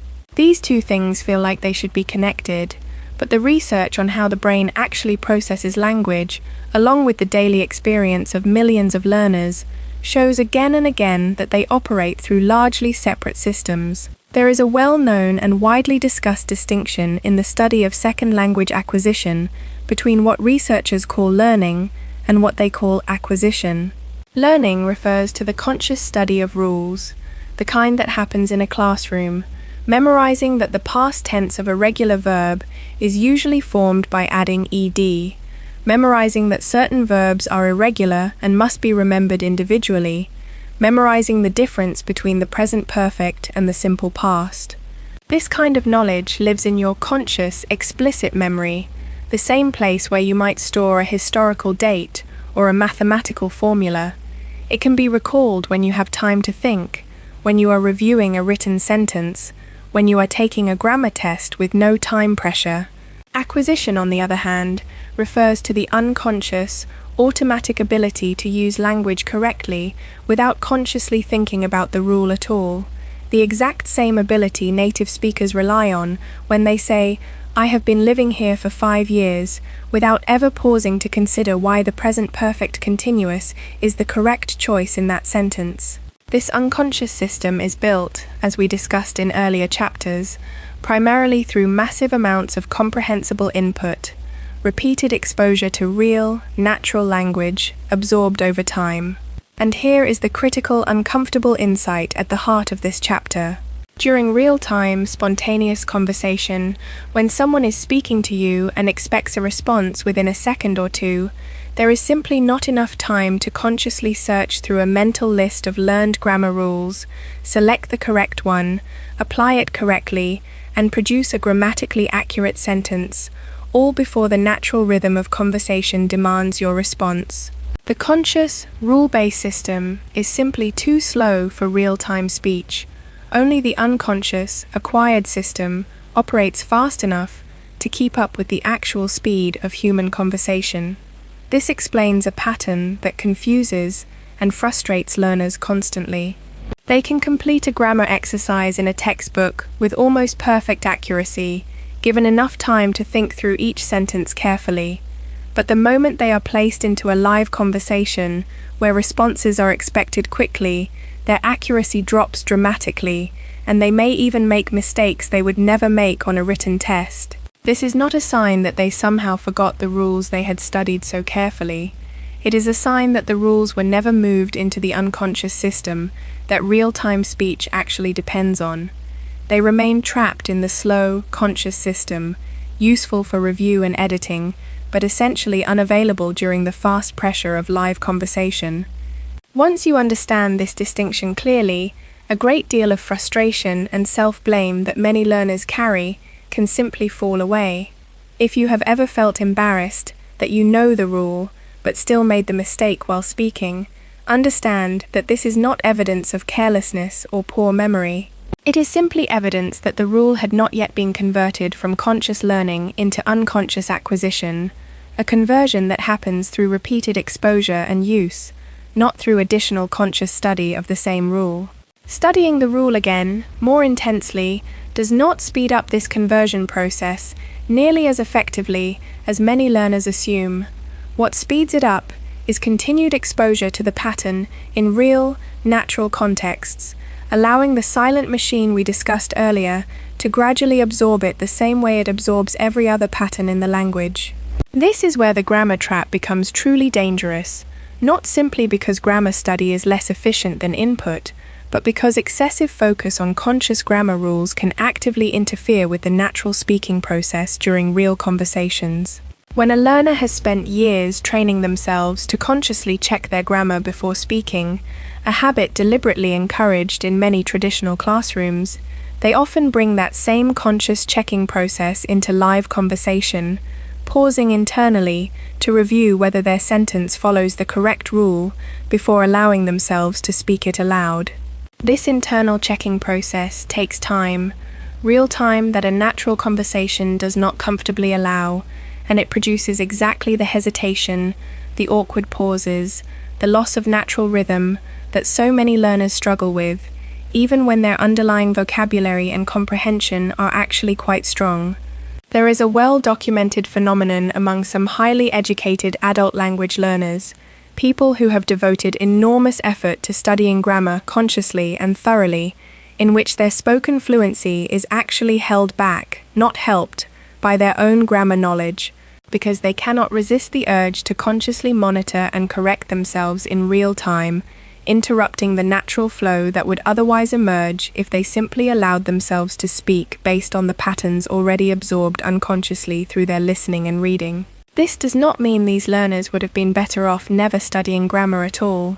It means that grammar study, left unchecked and treated as the primary path to fluency, rather than a small supporting tool, can create a habit of self-monitoring that actively works against the smooth, automatic speech every learner is ultimately trying to achieve. So what is the healthy, productive role for grammar study, if it is not the foundation of fluency, and can even become a trap when overused? Grammar knowledge is most useful as a tool for noticing, not for producing. When you consciously understand a grammar pattern, that understanding can help direct your attention toward that pattern the next time you encounter it in real, natural input, helping you notice it more clearly than you might have otherwise. If you have studied the rule for the present perfect and understand roughly what it communicates, then the next time you are listening to real English and you hear a native speaker use that structure naturally, your conscious understanding can act like a small spotlight, helping your silent machine notice that pattern a little more clearly than it would have without that spotlight. This noticing can slightly accelerate the acquisition process, but the actual acquisition, the deep automatic internalization that eventually allows you to use that structure correctly and instantly during real conversation, still comes from repeated exposure to the pattern in real natural context, not from the grammar explanation itself. This reframes the entire purpose of grammar study in a way that should feel liberating rather than discouraging. You do not need to master every grammar rule before you allow yourself to listen to real English or attempt real conversation. In fact, waiting until your grammar feels perfect before immersing yourself in real input and real speaking practice, a strategy many learners follow without questioning it, often delays fluency significantly because it postpones the very process, extensive comprehensible input, that actually builds automatic speaking ability. A small, reasonable amount of grammar study, enough to give you a general map of how English is organized, combined with a large amount of real listening and reading, will very often produce far stronger, more natural speaking ability than years spent primarily studying grammar in isolation, waiting for a feeling of readiness that conscious study alone can never fully provide. As you move forward, consider gently loosening your grip on the belief that correctness must be consciously verified before you are allowed to speak. Allow yourself to make mistakes during real conversation, trusting that the patterns you have absorbed through consistent listening and reading will continue strengthening over time, gradually reducing those mistakes naturally, the same way a child's grammar mistakes gradually disappear over years of continued exposure, without ever requiring a single formal grammar lesson. The goal is not to abandon grammar entirely.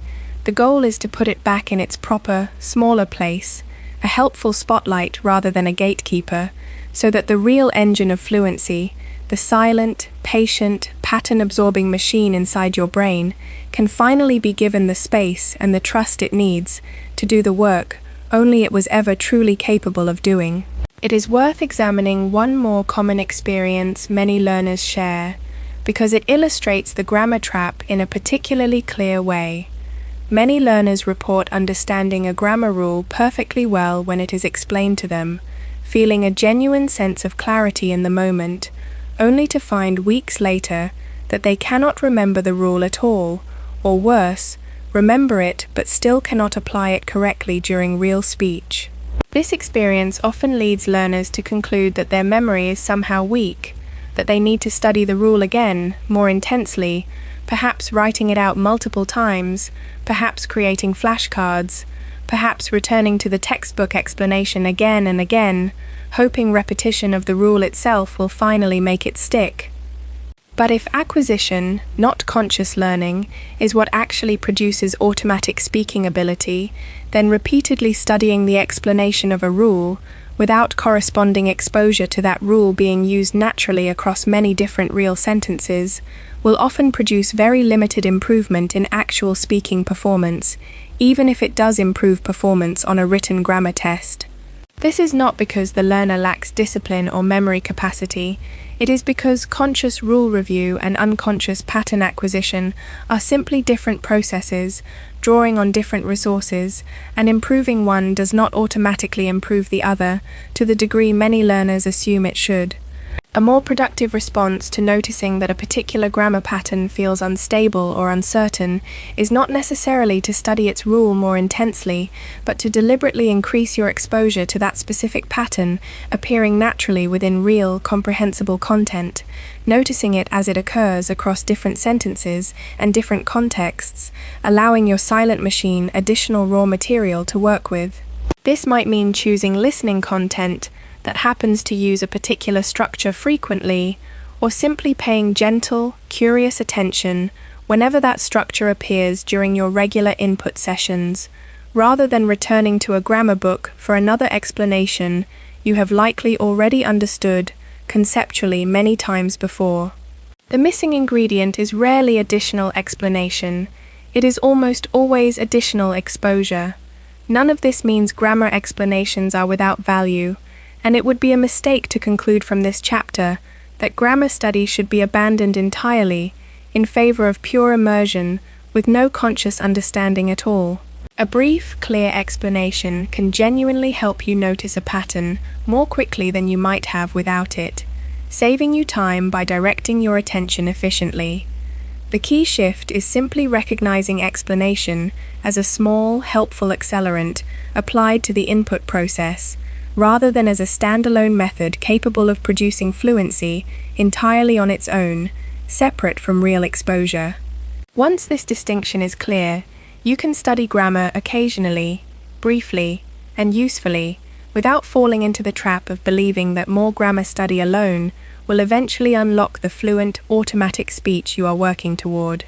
There is an interesting historical dimension to this discussion worth briefly considering, because it shows that the tension between grammar-focused teaching and input-focused acquisition is not a new idea invented recently, but a debate that has shaped language teaching methods for well over a century. Many traditional teaching methods, developed originally for teaching classical languages like Latin, no longer actively spoken by anyone as a native tongue, were built around careful grammatical analysis and translation, because for a dead language with no living native speakers, to provide natural input, careful analysis of written texts was essentially the only available option. These methods were then applied, somewhat by historical accident, to the teaching of modern, actively spoken languages like English, even though the underlying situation is completely different. English has millions of native speakers producing constant, natural, spoken input every single day, available to any learner with access to media, conversation, or recorded content, an option that simply never existed for someone trying to learn a dead classical language centuries ago. Understanding this history can be genuinely freeing, because it reveals that the heavily grammar-focused approach so many learners grew up with was not necessarily designed with the actual goal of spoken fluency in mind at all. It was inherited, largely unchanged, from a teaching tradition built for an entirely different purpose, translating and analyzing ancient written texts, not producing confident, automatic spoken conversation. Recognizing this does not mean grammar-focused classrooms failed you personally, or that your teachers did something wrong. It simply means that the tools you were given were originally built for a different job, and understanding this can help you feel less discouraged about needing a different, additional approach now, one built specifically around the mechanisms that actually produce spoken fluency, the input-driven, pattern-based acquisition process described throughout this entire journey. It is also worth acknowledging that some learners genuinely enjoy studying grammar, finding real intellectual satisfaction in understanding how a language is structured, the same way some people enjoy understanding how an engine works, even if they will never need to repair one themselves. There is nothing wrong with this enjoyment, and if grammar study brings you genuine pleasure and curiosity, there is no need to abandon it out of some strict adherence to efficiency alone. The caution offered throughout this chapter is simply against relying on grammar study as the primary engine of spoken fluency, expecting it to produce automatic speech on its own, or allowing it to crowd out the far more essential time that comprehensible input and low-pressure output deserve within your overall learning routine. Ultimately, the healthiest relationship with grammar is one of relaxed curiosity rather than anxious obligation, treating occasional rule explanations as interesting footnotes to a process primarily driven by real exposure, rather than treating every unlearned rule as a dangerous gap that must be urgently closed before real progress can continue. This relaxed relationship, more than any specific study technique, tends to produce learners who continue consistently for years, rather than burning out under the weight of an approach that was never truly capable of delivering the automatic fluency it seemed to promise. There is one more useful way to think about the proper place of grammar within this entire journey, borrowed from how skilled craftspeople in many fields actually operate. A carpenter with decades of experience does not consciously recite the physical principles of leverage and force every time they use a hammer, even though those principles fully explain why the hammer works the way it does. They simply know, through years of accumulated physical practice, exactly how much force to apply and exactly where to strike, an automatic, embodied knowledge built through repetition rather than through conscious physics review before every single strike. The underlying rules are real and valid, and understanding them can occasionally be useful, perhaps when troubleshooting a specific problem or teaching a beginner, but the actual skilled performance itself, moment to moment, draws almost entirely on this deeper, practiced, automatic knowledge, not on the conscious recitation of principles. Spoken English fluency follows this same craftsperson's pattern. The grammar rules remain real, valid, and occasionally useful as a reference point, but the actual moment-to-moment performance of speaking fluently draws almost entirely on the deep, automatic knowledge built through extensive practice and exposure, not on conscious rule recitation happening in real time.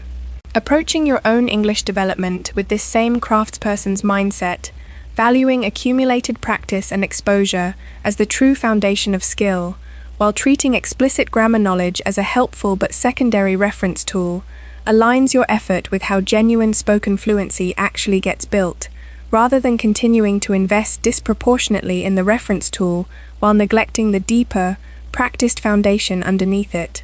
Carry this lighter, more accurate relationship with grammar forward into the remaining chapters of this journey, because it clears the way for the ideas still ahead, particularly the honest exploration of fear and emotion waiting in the next chapter, an obstacle that, unlike grammar, cannot be solved through study of any kind, no matter how thorough, but only through patient, deliberate, compassionate practice of an entirely different sort.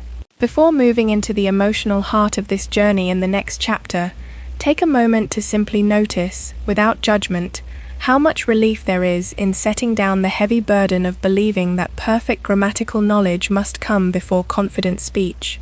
That burden was never yours to carry in the first place, and releasing it clears real, genuine space for the deeper, more important work still ahead. Let this lighter relationship with grammar travel with you now into every remaining page of this journey, freeing your attention for the deeper, more essential work still waiting ahead. There is real freedom waiting on the other side of this shift, a freedom many learners do not expect until they experience it directly, the freedom of finally allowing yourself to speak, imperfectly at first, trusting the deeper process working quietly beneath the surface, rather than waiting endlessly for conscious mastery that was never actually the true requirement in the first place. Carry that freedom with you now, into the honest exploration of fear waiting in the very next chapter of this journey. Keep this lighter perspective close, as fear, the next true obstacle, comes into full view. This lighter relationship with grammar has always been available, quietly waiting beneath years of unnecessary pressure, ready now to finally be trusted. Chapter 6: The Fear Circuit. There is a moment familiar to almost every English learner, a moment that has nothing to do with vocabulary or grammar at all, and yet it can undo years of careful study in a single instant. Someone asks you a question in English. You know the words. You have used similar sentences before, comfortably, in practice, alone in your room, speaking to yourself, or typing calmly into a translation app with all the time in the world. But now, in this moment, with a real person waiting for your answer, something changes. Your chest tightens. Your mind goes strangely blank, as though someone reached inside and quietly erased a shelf of information that was there just a moment ago. You open your mouth, and nothing comes out smoothly. Perhaps you say something, but it feels clumsy, broken, far below the level you know you are actually capable of. And afterward, replaying the moment in your head, you feel a familiar wave of frustration. I know this. Why couldn't I say it? This experience is not evidence of weak English ability. It is evidence of something far older and far more powerful than grammar, something built into the human brain long before language itself existed. It is the fear circuit, and understanding how it works, why it activates during speaking, and how to gently work with it rather than against it, is one of the most overlooked and most important pieces of the entire journey toward automatic fluency.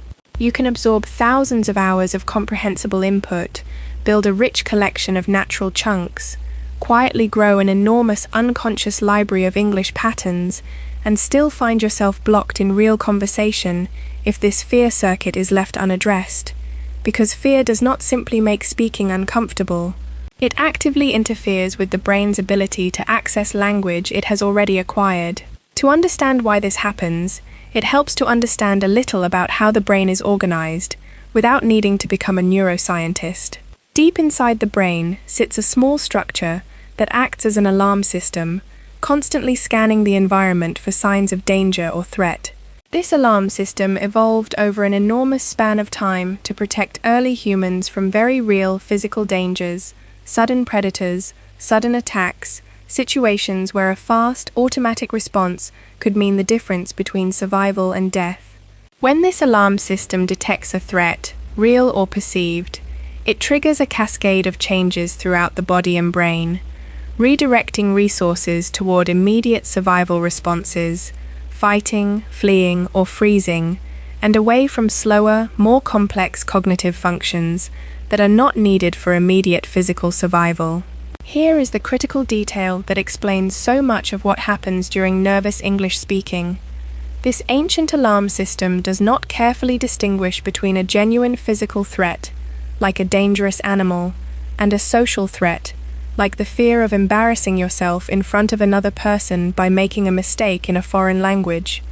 To this deep, ancient part of the brain, the fear of judgment, the fear of sounding foolish, the fear of being misunderstood or laughed at, can trigger a very similar alarm response to genuine physical danger, even though no actual physical harm is at risk. And when that alarm fires, one of the systems it deprioritizes, redirecting resources away from it toward more immediate survival functions, is the exact system responsible for accessing language fluently, retrieving vocabulary smoothly, and speaking with natural rhythm. This is why so many learners describe their mind going blank in exactly the moment they need it most. It is not that the language disappeared from their brain. It is that their brain, believing itself to be under threat, temporarily restricted access to the very systems needed to retrieve and produce that language smoothly. Understanding this mechanism should bring real relief, because it reframes a problem many learners have quietly blamed themselves for, believing it reflects some personal weakness, some lack of true mastery, some proof that they are simply not talented enough for languages. In reality, this response is a completely normal, universal feature of the human nervous system, triggered by social pressure, and it happens to language learners of every level, in every language, all over the world. Even highly advanced learners, people with impressively large vocabularies and near-native comprehension, can experience this same blanking effect if the social pressure in a particular moment is intense enough, if the stakes feel high enough, if the fear of judgment is strong enough. This is not a language problem in that moment, it is a nervous system problem, and it requires a different kind of solution than simply studying more vocabulary or more grammar. One of the most damaging habits many learners unknowingly build, often without realizing they are doing it, is repeatedly practicing English almost exclusively in high-pressure situations, formal tests, graded classroom exercises where every mistake is marked and corrected in front of others, high-stakes conversations where a great deal feels like it depends on speaking perfectly. Each time English is practiced under this kind of pressure, the brain quietly strengthens an association between the English language itself and the feeling of threat, danger, and judgment. Over time, this association can become so strong that simply being asked to speak English in almost any context begins to trigger at least a mild version of the fear response, even in situations that are objectively low stakes and friendly. The language itself becomes tangled up, emotionally, with the memory of past anxiety, and that tangle actively works against the smooth, automatic access to language that real fluency requires. The solution to this is not simply willpower, forcing yourself to push through fear, through sheer determination, gritting your teeth and speaking anyway despite the anxiety. While courage and practice certainly matter, and avoiding all speaking practice entirely would obviously prevent progress, the deeper, more sustainable solution involves deliberately building a large amount of low-pressure, low-stakes exposure to spoken English, gradually retraining the emotional association your brain has built around the language. Every time you engage with English in a context that feels calm, comfortable, and free of judgment, listening to an interesting story, following along with a clear, patient voice, practicing shadowing alone in your room where no one is listening or grading you, your brain quietly builds new, competing memories where English is associated with calm engagement rather than threat and evaluation. Over enough repetition, these calm associations begin to outweigh the old, anxious ones, gradually lowering the intensity of the fear response, even in situations that used to feel intensely stressful. This is one of the quiet reasons why simply consuming large amounts of comprehensible, enjoyable English content, without any pressure to perform, without any test attached, without anyone judging your understanding, does far more for your eventual speaking confidence than most learners realize. It is not only building vocabulary and pattern recognition, the work we discussed in earlier chapters. It is simultaneously, quietly, rewiring your emotional relationship with the English language itself, teaching your nervous system, slowly and patiently, that English is not a threat to be feared, but a familiar, comfortable presence, something you have spent countless calm hours with, something your brain now associates far more with curiosity and enjoyment than with anxiety and judgment. There is another important piece of this puzzle, worth naming directly, because it quietly sabotages many learners without their awareness: the habit of translating in your head before speaking.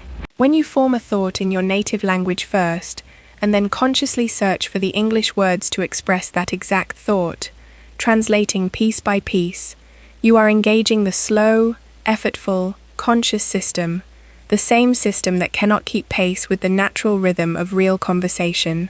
This translation habit is often born directly from fear, from a deep discomfort with allowing yourself to think and respond in English, directly, without the safety net of your native language underneath every sentence. And yet this very habit, born from an attempt to feel safer and more accurate, ends up producing exactly the hesitation and unnatural rhythm that increases anxiety further, creating a difficult cycle that many learners struggle to escape. Breaking this cycle does not happen through willpower alone, through simply deciding one day to stop translating.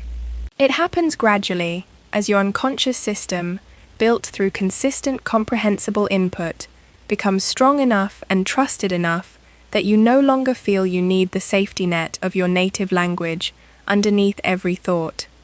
This trust is built exactly the same way trust is built in any relationship, slowly, through repeated positive experience.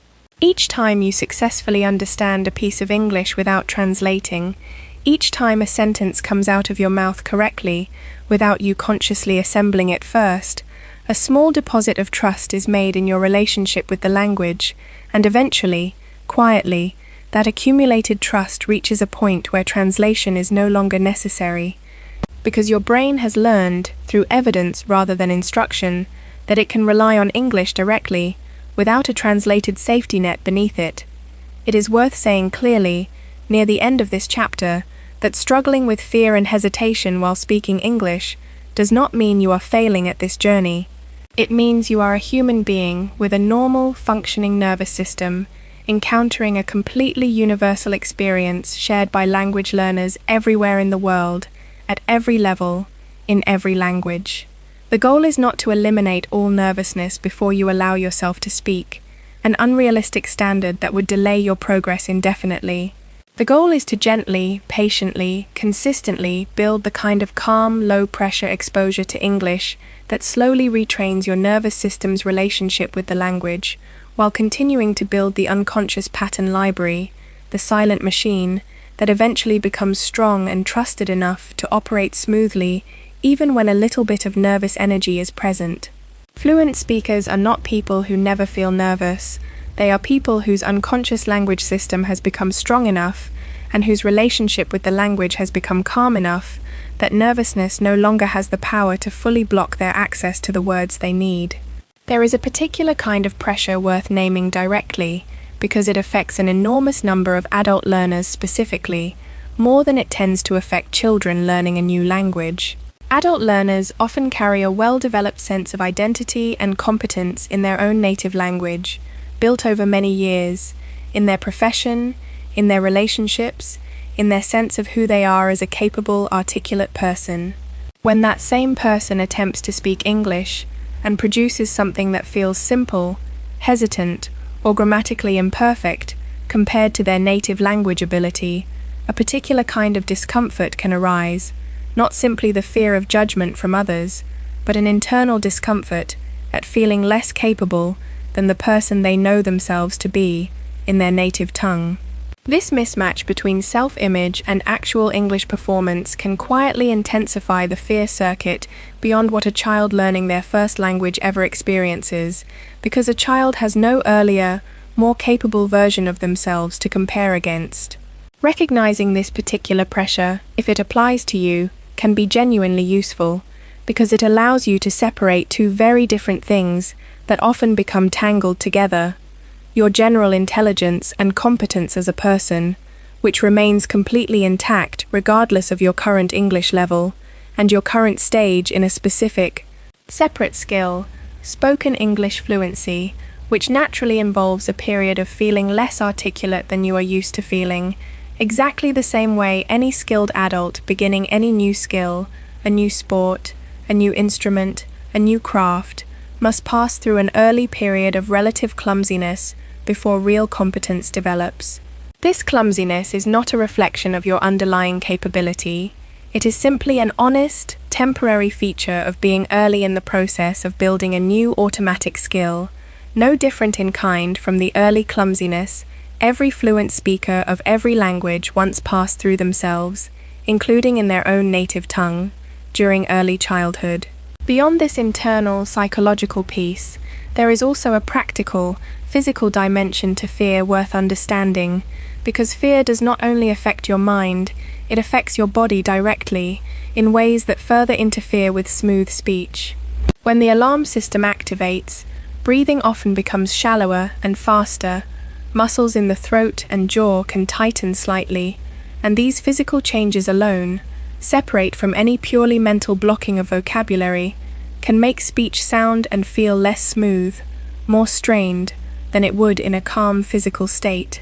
This is why simple physical techniques, taking 1 or 2 slow, deliberate breaths before speaking, consciously relaxing the shoulders and jaw, can genuinely help in the moment, not because they teach you any new English, but because they directly counteract the physical component of the fear response, giving your already acquired language a better physical channel through which to emerge smoothly. Over time, as the low-pressure exposure and practice described throughout this chapter accumulates, most learners find that the intensity of this fear response gradually softens, not because they became braver in some abstract sense, but because their nervous system genuinely learned, through repeated calm experience, that English no longer represents the threat it once seemed to. This softening is rarely dramatic or sudden. It tends to arrive quietly, noticed only in retrospect, when a learner realizes one day that a conversation which once would have triggered significant anxiety passed by comfortably, almost without them noticing any fear at all. Evidence that the patient, gentle retraining described in this chapter had, all along, been quietly doing its work. It is also worth considering the particular role that mistakes themselves play within this entire emotional picture, because the fear of making a mistake, more than almost anything else, sits at the very center of the fear circuit for most learners. Many learners carry, often from years of formal education, a deep association between mistakes and failure, an association built through classroom environments where every error was marked, corrected, and sometimes gently, or not so gently, criticized. This association, while perhaps well-intentioned within the narrow goal of test accuracy, can become deeply counterproductive when applied to the broader goal of natural spoken fluency, because mistakes are not simply an unfortunate side effect of language learning to be minimized as quickly as possible. They are, in fact, a completely necessary and unavoidable part of how the acquisition process actually works, at every single level, for every single learner, in every single language, without exception. Every fluent speaker of every language on earth produced an enormous number of mistakes during their journey toward fluency, most of them entirely unremembered today, simply because mistakes made during genuine, low-pressure communication rarely leave lasting emotional scars, the way mistakes made under intense evaluative pressure often do. A young child learning their first language makes constant grammatical errors for years, saying things like, "I got to the park," before eventually, without any formal correction at all, naturally absorbing the correct irregular form through continued exposure to how adults around them actually speak. No one considers this child a failure. No one considers these errors evidence of poor language ability. They are simply understood, correctly, as a completely normal, expected part of the acquisition process, a temporary bridge naturally crossed on the way toward eventual accuracy. Adult English learners deserve exactly this same generous, patient understanding toward their own mistakes, though they rarely receive it, and even more rarely extend it to themselves. Reframing mistakes not as failures to be avoided and feared, but as necessary informative signals along the natural path toward acquisition, exactly the same signals every fluent speaker once relied upon, can meaningfully reduce the intensity of the fear circuit over time. This does not mean actively seeking out or ignoring mistakes without any interest in eventually correcting them. It means releasing the emotional weight so often unnecessarily attached to them, allowing yourself the same patient grace during your English journey that you would naturally extend to a child learning to speak for the very first time. It is worth remembering, finally, that the fear circuit tends to respond particularly strongly to the feeling of being watched or evaluated in the moment, which is exactly why practicing alone, without an audience, offers such a genuinely useful and often underrated stepping stone. There is no shame in needing this private, unobserved space to build confidence before extending that confidence into more public, socially exposed situations. Every skill involving performance in front of others, from public speaking to music to sport, is generally built more effectively through private practice first, gradually layered with increasing degrees of social exposure, rather than being thrown immediately into the most pressured, evaluative situation available from the very first attempt. As this chapter closes, hold on to the understanding that your nervous system is not your enemy in this process, even when it feels that way in a difficult, anxious moment. It is simply an old, protective system doing exactly what it evolved to do, responding to perceived social risk the only way it knows how. Approached with patience rather than frustration, given enough calm, low-pressure exposure over time, this same system gradually recalibrates, learning through direct experience that English no longer represents the threat it once seemed to, freeing the fluent, capable speaker that has been quietly building underneath the fear all along. It is also worth considering how the environment you choose for early speaking practice can either support or undermine this gentle retraining process. Deliberately seeking out patient, encouraging conversation partners, whether real people, language exchange communities built around kindness and mutual support, or even simply content designed to feel warm and welcoming rather than clinical and testing, can meaningfully shape how quickly your relationship with spoken English improves. A single harsh, impatient correction from an unkind listener can sometimes undo weeks of careful, gentle progress, reinforcing exactly the threat association this chapter has been describing, while a single warm, patient, encouraging conversation, even one filled with mistakes, can quietly strengthen the opposite, safer association considerably. This is not a reason to avoid all challenging conversations forever, but it is a strong argument for being thoughtful and deliberate about where and with whom you choose to practice speaking, especially during the more fragile early stages of rebuilding your confidence. Consider also extending the same patience to yourself that you would naturally extend to a friend in the same position.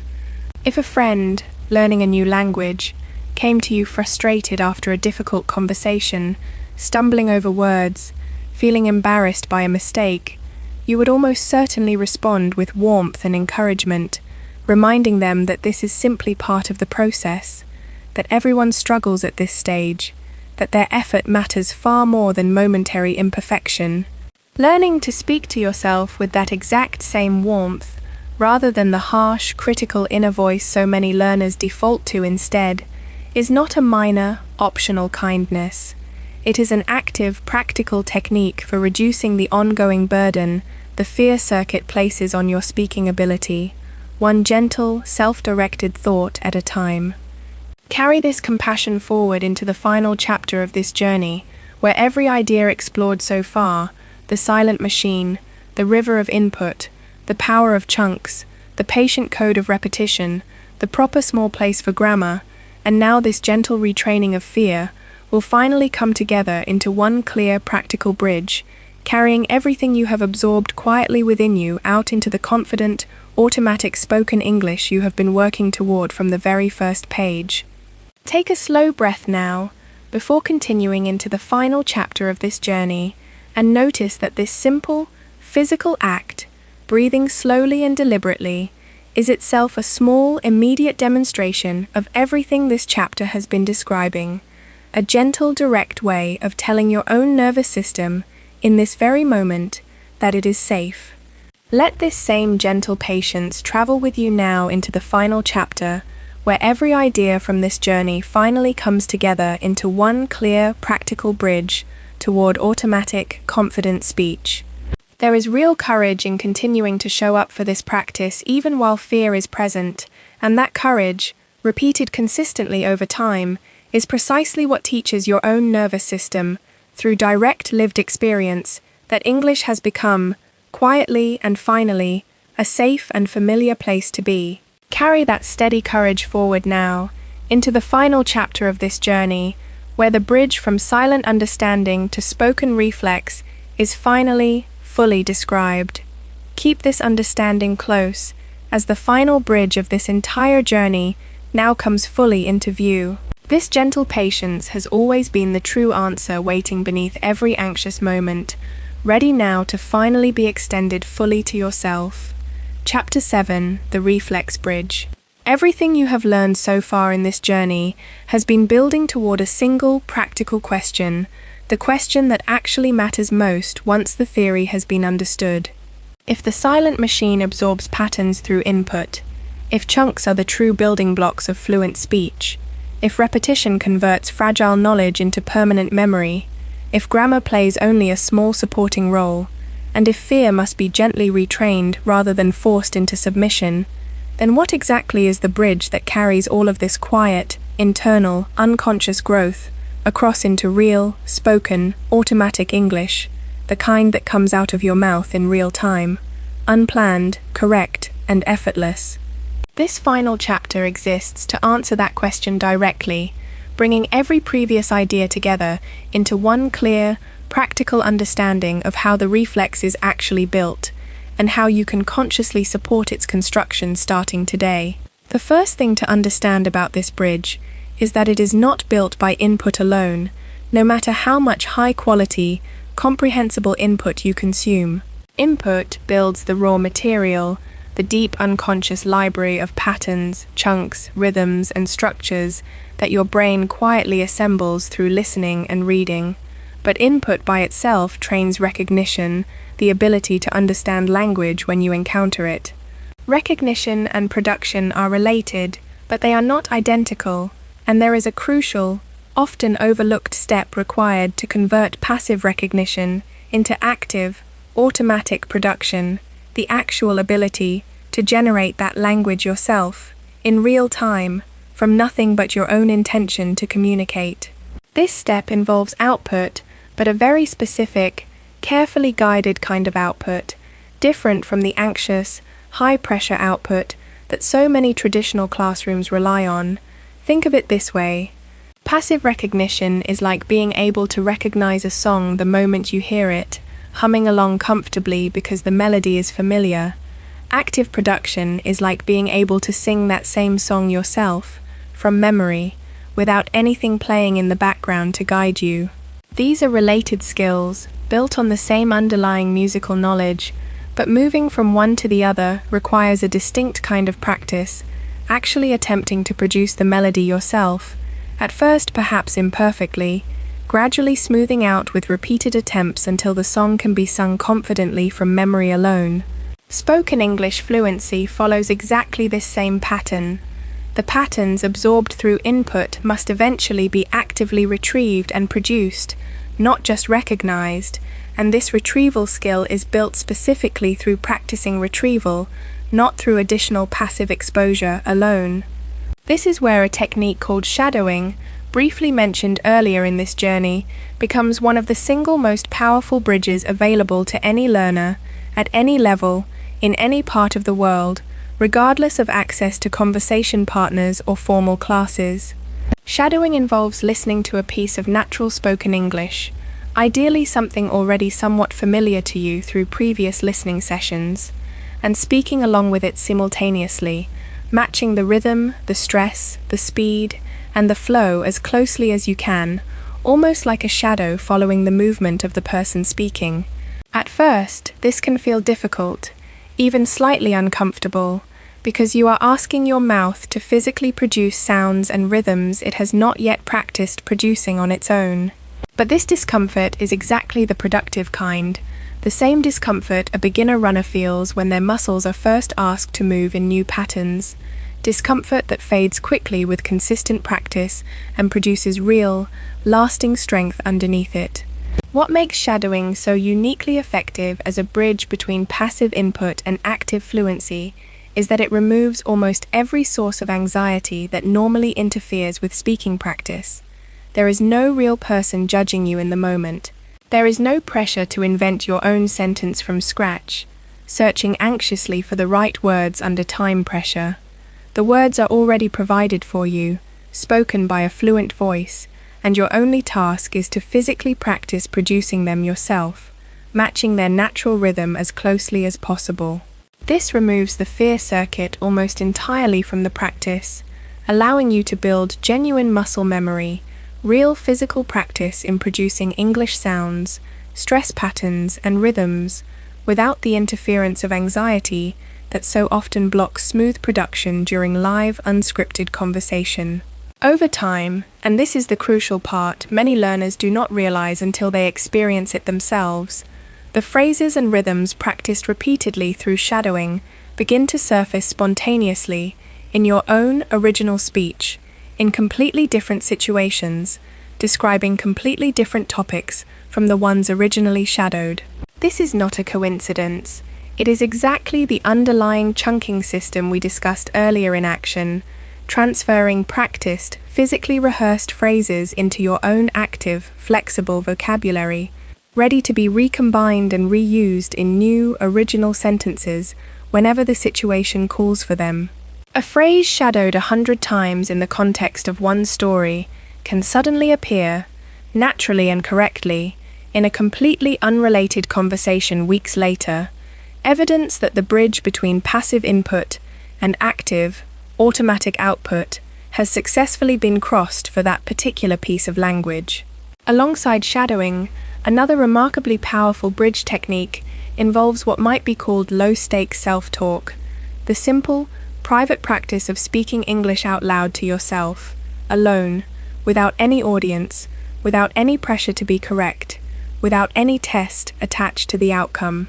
This might feel unusual at first, even slightly silly, but its power lies precisely in its complete removal of social pressure, the exact ingredient that triggers the fear circuit discussed in the previous chapter. When you narrate your own day out loud in English while making coffee, when you describe your plans for the afternoon out loud while walking somewhere, when you simply think out loud in English about a topic that interests you, you are giving yourself genuine practice in active production, real retrieval of vocabulary and structure from memory, without any of the anxiety that normally accompanies speaking in front of another person. This kind of practice might feel less impressive than a real conversation, and many learners dismiss it as insufficient, believing that only speaking with another real person truly counts as valid practice. But this dismissal overlooks something important. The core skill being built, active retrieval of language from memory in real time, under the pressure of needing to keep talking without long pauses, is exactly the same underlying skill required for real conversation, simply practiced first in a safer, lower pressure environment, where mistakes carry no social cost at all. Just as an athlete practices movements alone before ever competing against another player, building genuine strength and coordination that later transfers directly into competitive performance, a language learner can build genuine, transferable speaking strength through private practice before ever needing to rely entirely on live conversation as the only source of active output practice. Of course, real conversation with real people remains an important and valuable part of the journey, and nothing in this chapter suggests avoiding it. But understanding that shadowing and private self-talk are legitimate, powerful bridges in their own right can remove an enormous amount of unnecessary pressure many learners place on themselves. The belief that fluency can only be built by constantly forcing themselves into anxious, high-stakes conversations with strangers, an approach that, as the previous chapter explained, often strengthens the very fear circuit that blocks smooth speech in the first place. A more sustainable, more effective path involves building genuine active production strength privately, through shadowing and self-talk, gradually increasing confidence and automaticity, before or alongside gradually increasing exposure to real conversation, allowing real conversation to become a place where existing strength is applied and refined, rather than the only place where that strength is expected to be built entirely from scratch, under pressure, from the very beginning. There is one more essential piece of this bridge worth understanding clearly, because it ties together everything discussed throughout this entire journey into a single, coherent picture. The reflex you are seeking, the moment where English simply comes out of your mouth automatically, correctly, without conscious construction, is not a single skill that either exists or does not exist. It is the cumulative result of many small, repeated experiences, each one slightly strengthening the underlying pattern library, each one slightly increasing your comfort and trust with the language, each one slightly reducing the fear circuit's grip on your ability to access what you already know. There is no single moment where you cross from non-fluent to fluent, no single lesson or technique that instantly produces the reflex on its own. There is only the patient, consistent accumulation of comprehensible input, chunked pattern recognition, spaced repetition, gentle emotional retraining, and active production practice, layered on top of each other, day after day, week after week, until one day, In a moment you did not plan or prepare for, the sentence simply appears, already formed, already correct, moving through your lips as though it was always yours. This is not a distant, unreachable goal reserved for a special kind of learner.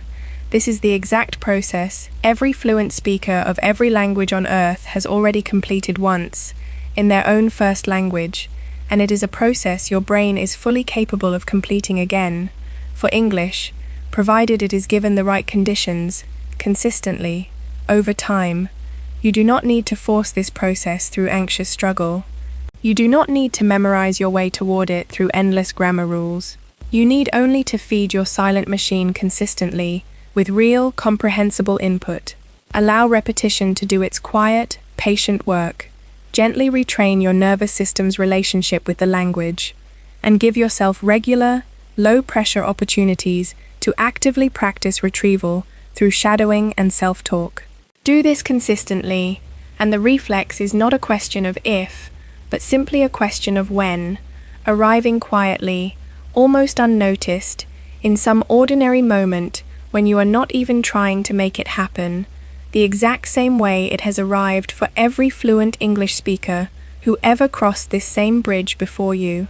It can be helpful, as we bring this journey to its close, to imagine what a realistic, sustainable weekly rhythm, built on everything discussed throughout this journey, might actually look like in practice, not as a rigid prescription to follow perfectly, but as a general shape you can adapt to your own life. A significant portion of your time with English, perhaps the majority of it, would be spent on comprehensible input, listening to and reading real, natural English, chosen at a level that challenges you, without overwhelming you, returned to multiple times rather than consumed once and abandoned. Woven throughout this input practice, small amounts of shadowing would allow you to physically rehearse the rhythms and phrases you are absorbing, converting passive recognition gradually into active, retrievable production. Alongside this, brief moments of low-pressure self-talk, narrating your day, describing your thoughts, practicing out loud when no one is listening, would give you regular, safe practice in real-time retrieval, building genuine speaking confidence without the pressure of live judgment. And whenever real conversation opportunities arise, whether with a patient native speaker, a fellow learner, or a language exchange partner, these moments become a place to apply and refine the strength already built elsewhere, rather than the sole, anxious battleground where all learning is expected to happen from nothing. None of this requires perfection, and none of it requires a dramatic, sudden transformation in how you approach English starting tomorrow. Small, consistent shifts, applied patiently over months, produce far more lasting change than intense, unsustainable bursts of effort that collapse after a few weeks. If you take away only one idea from this entire journey, let it be this: the automatic speaking reflex you are seeking is not something you need to force into existence through anxious effort or endless grammar memorization.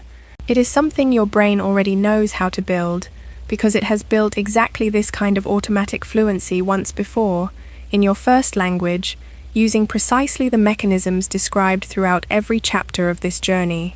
Your task now is simply to provide the right conditions, consistently and patiently, and to trust the quiet, patient, remarkably capable machine already working inside you, exactly as it has worked inside every fluent speaker who ever lived, waiting only for the steady, repeated conditions it needs to finally bring English fully, naturally, and automatically to your own voice. One final idea deserves attention before we close this journey together, because it addresses a question many learners quietly carry throughout this entire process. How will I actually know when this is working? Given that so much of the process described throughout these chapters happens invisibly, beneath conscious awareness, it can be genuinely difficult to judge your own progress using the same visible, measurable markers traditional education has trained you to expect: test scores, completed textbook chapters, memorized vocabulary lists, checked off one by one. The progress this journey describes shows up differently, more quietly, and learning to recognize its actual signs can help you stay patient and consistent, even during periods when progress does not feel obvious. One of the earliest signs is often a subtle increase in listening comfort, noticing that content which once required intense, exhausting concentration now feels slightly easier to follow, even if you could not explain exactly why. Another sign is the gradual disappearance of the need to translate certain common phrases, noticing that some expressions now simply make sense directly, without a conscious detour through your native language first. Later signs include noticing yourself predicting what a speaker is about to say before they say it, a clear indication that pattern recognition has grown strong enough to anticipate familiar structures. Eventually, the clearest sign of all arrives, exactly as described at the very beginning of this journey, a sentence appearing in your own speech. Unplanned, automatic, correct, surprising even you in the moment it happens.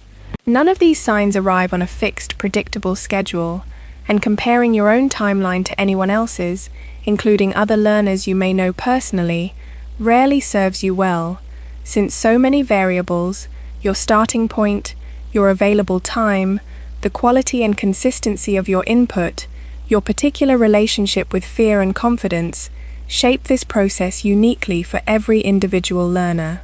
What remains true and constant, regardless of your particular pace, is the underlying mechanism itself, the same silent machine, the same chunking process, the same power of repetition, the same need for emotional safety, the same bridge from passive recognition into active production, working quietly and reliably inside you, exactly as it has worked inside every person who ever became truly fluent in a language that was not originally their own. Trust this process, feed it patiently and consistently, and the automatic, effortless English you have been seeking throughout this entire journey will continue arriving, piece by piece, moment by moment, until one day it simply becomes, quietly and completely, your own. It is worth ending this journey with a simple, honest reminder that patience, more than any single technique described across these chapters, is the quality that ultimately determines whether this entire process succeeds. Every idea explored here, the silent machine, the river of input, the power of chunks, the code of repetition, the trap of excessive grammar focus, the gentle retraining of fear, and the bridge of active production, works only when applied consistently over real time, not perfectly, not without setbacks, but steadily, returned to again and again, even on days when progress feels invisible or uncertain. This patience is not passive waiting, it is active, engaged trust in a process that has already proven itself, in your own first language, and in the language of every fluent speaker who ever crossed this same bridge before you. Carry this understanding with you now, into whatever comes next in your own journey with English, and let it quietly guide the choices you make about how to spend your time and attention going forward. The reflex you are seeking has always been within reach, built through the same patient, natural process that gave you your very first language, waiting only for consistent, comprehensible input, patient repetition, gentle emotional retraining, and honest, low-pressure practice to finally bring it fully, naturally, and permanently into your own voice. It is also worth acknowledging honestly that this bridge is rarely crossed in a perfectly straight line. There will be days when speaking feels easier than it did the week before, followed by days when it suddenly feels harder again, seemingly without explanation. This unevenness is completely normal, and does not indicate that anything has gone wrong or that earlier progress has somehow been lost. Skill development in any complex domain, not just language, tends to follow this same uneven pattern, periods of noticeable improvement followed by brief plateaus or even temporary dips before the next stage of improvement arrives. Understanding this in advance can help you avoid the discouragement that so often causes learners to abandon a genuinely effective approach, simply because a difficult week felt, in the moment, like clear evidence of failure. The bridge described throughout this final chapter is best understood not as something you cross once, arriving permanently on the other side, but as something you continue walking across, a little further each day, for as long as you continue engaging with the language at all. even after reaching a level of fluency that would satisfy almost any observer. Even highly fluent, long-term speakers of a second language continue absorbing new patterns, new chunks, new refinements throughout their entire lives, because the underlying mechanism described across every chapter of this journey never actually stops operating for any speaker of any language at any level. Fluency, in this sense, is not a fixed destination finally reached and then left behind, but a living, ongoing relationship with the language, continuously deepened by exactly the same patient, consistent conditions that built its earliest foundations. As you close this chapter and this journey, take a moment to notice how far the ideas here have traveled from where they began. We started beside a stranger in a shop, watching a sentence appear from their mouth as though it had always belonged there, wondering how such a moment could ever happen. We have since traced that moment all the way back to its true origins, a silent machine absorbing patterns, a river of input feeding it patiently, chunks forming the true building blocks of natural speech, repetition converting fragile knowledge into permanent instinct, grammar finding its proper, smaller place, fear gently retrained rather than fought, and finally, active practice building the bridge that carries all of this invisible internal work out into visible spoken reality. Nothing about that original moment was mysterious after all. It was simply the natural, inevitable result of a process now fully visible to you, a process you are now equipped to deliberately support, day after day, until that same unplanned, automatic sentence becomes not a rare surprise, but the ordinary, expected shape of your own everyday English. Thank yourself, quietly, for staying with this entire journey from beginning to end, because that willingness to sit patiently with an idea, to follow it fully rather than skimming toward a quick, easy answer, is itself exactly the same quality of patience this entire process depends on. The same steady attention you just gave to these 7 chapters is the very same steady attention that, applied now to real, consistent English input, chunk noticing, gentle repetition, calm low-pressure practice, and honest self-compassion, will carry you, patiently and reliably, across the bridge this journey has been building toward from its very first sentence, until the automatic, effortless English you came here seeking finally becomes, quietly and completely, your own natural voice. And so, as this journey reaches its true final word, remember simply this: fluency was never a locked door reserved for the naturally gifted, never a prize awarded only to those who memorized enough rules, never a mystery beyond your reach. It is a natural biological process, already fully proven inside you, waiting patiently for the same steady, comprehensible input, the same patient repetition, the same gentle emotional safety, and the same honest, low-pressure practice that built every fluent voice that ever existed, in every language, throughout all of human history. Give your brain what it has always needed, consistently, patiently, and without fear, and the automatic English you came here searching for will continue arriving, quietly and certainly, exactly as it has for every learner who ever trusted this same process fully enough to see it through. Whatever stage you are currently standing at in your own English journey, know that the process described across every chapter of this script remains exactly the same, patient, proven, and fully available to you, starting with nothing more than the very next moment you choose to spend, calmly and consistently, with real, comprehensible English. Carry it with you now, gently and confidently, into every conversation still waiting ahead of you. Keep it close, and let it guide the very next English sentence you choose to listen to, read, or speak. This bridge has always been within reach, waiting patiently for exactly the steady, consistent conditions this entire journey has now placed fully in your hands, ready to carry you across, one calm and confident sentence at a time, for as long as you choose to keep walking.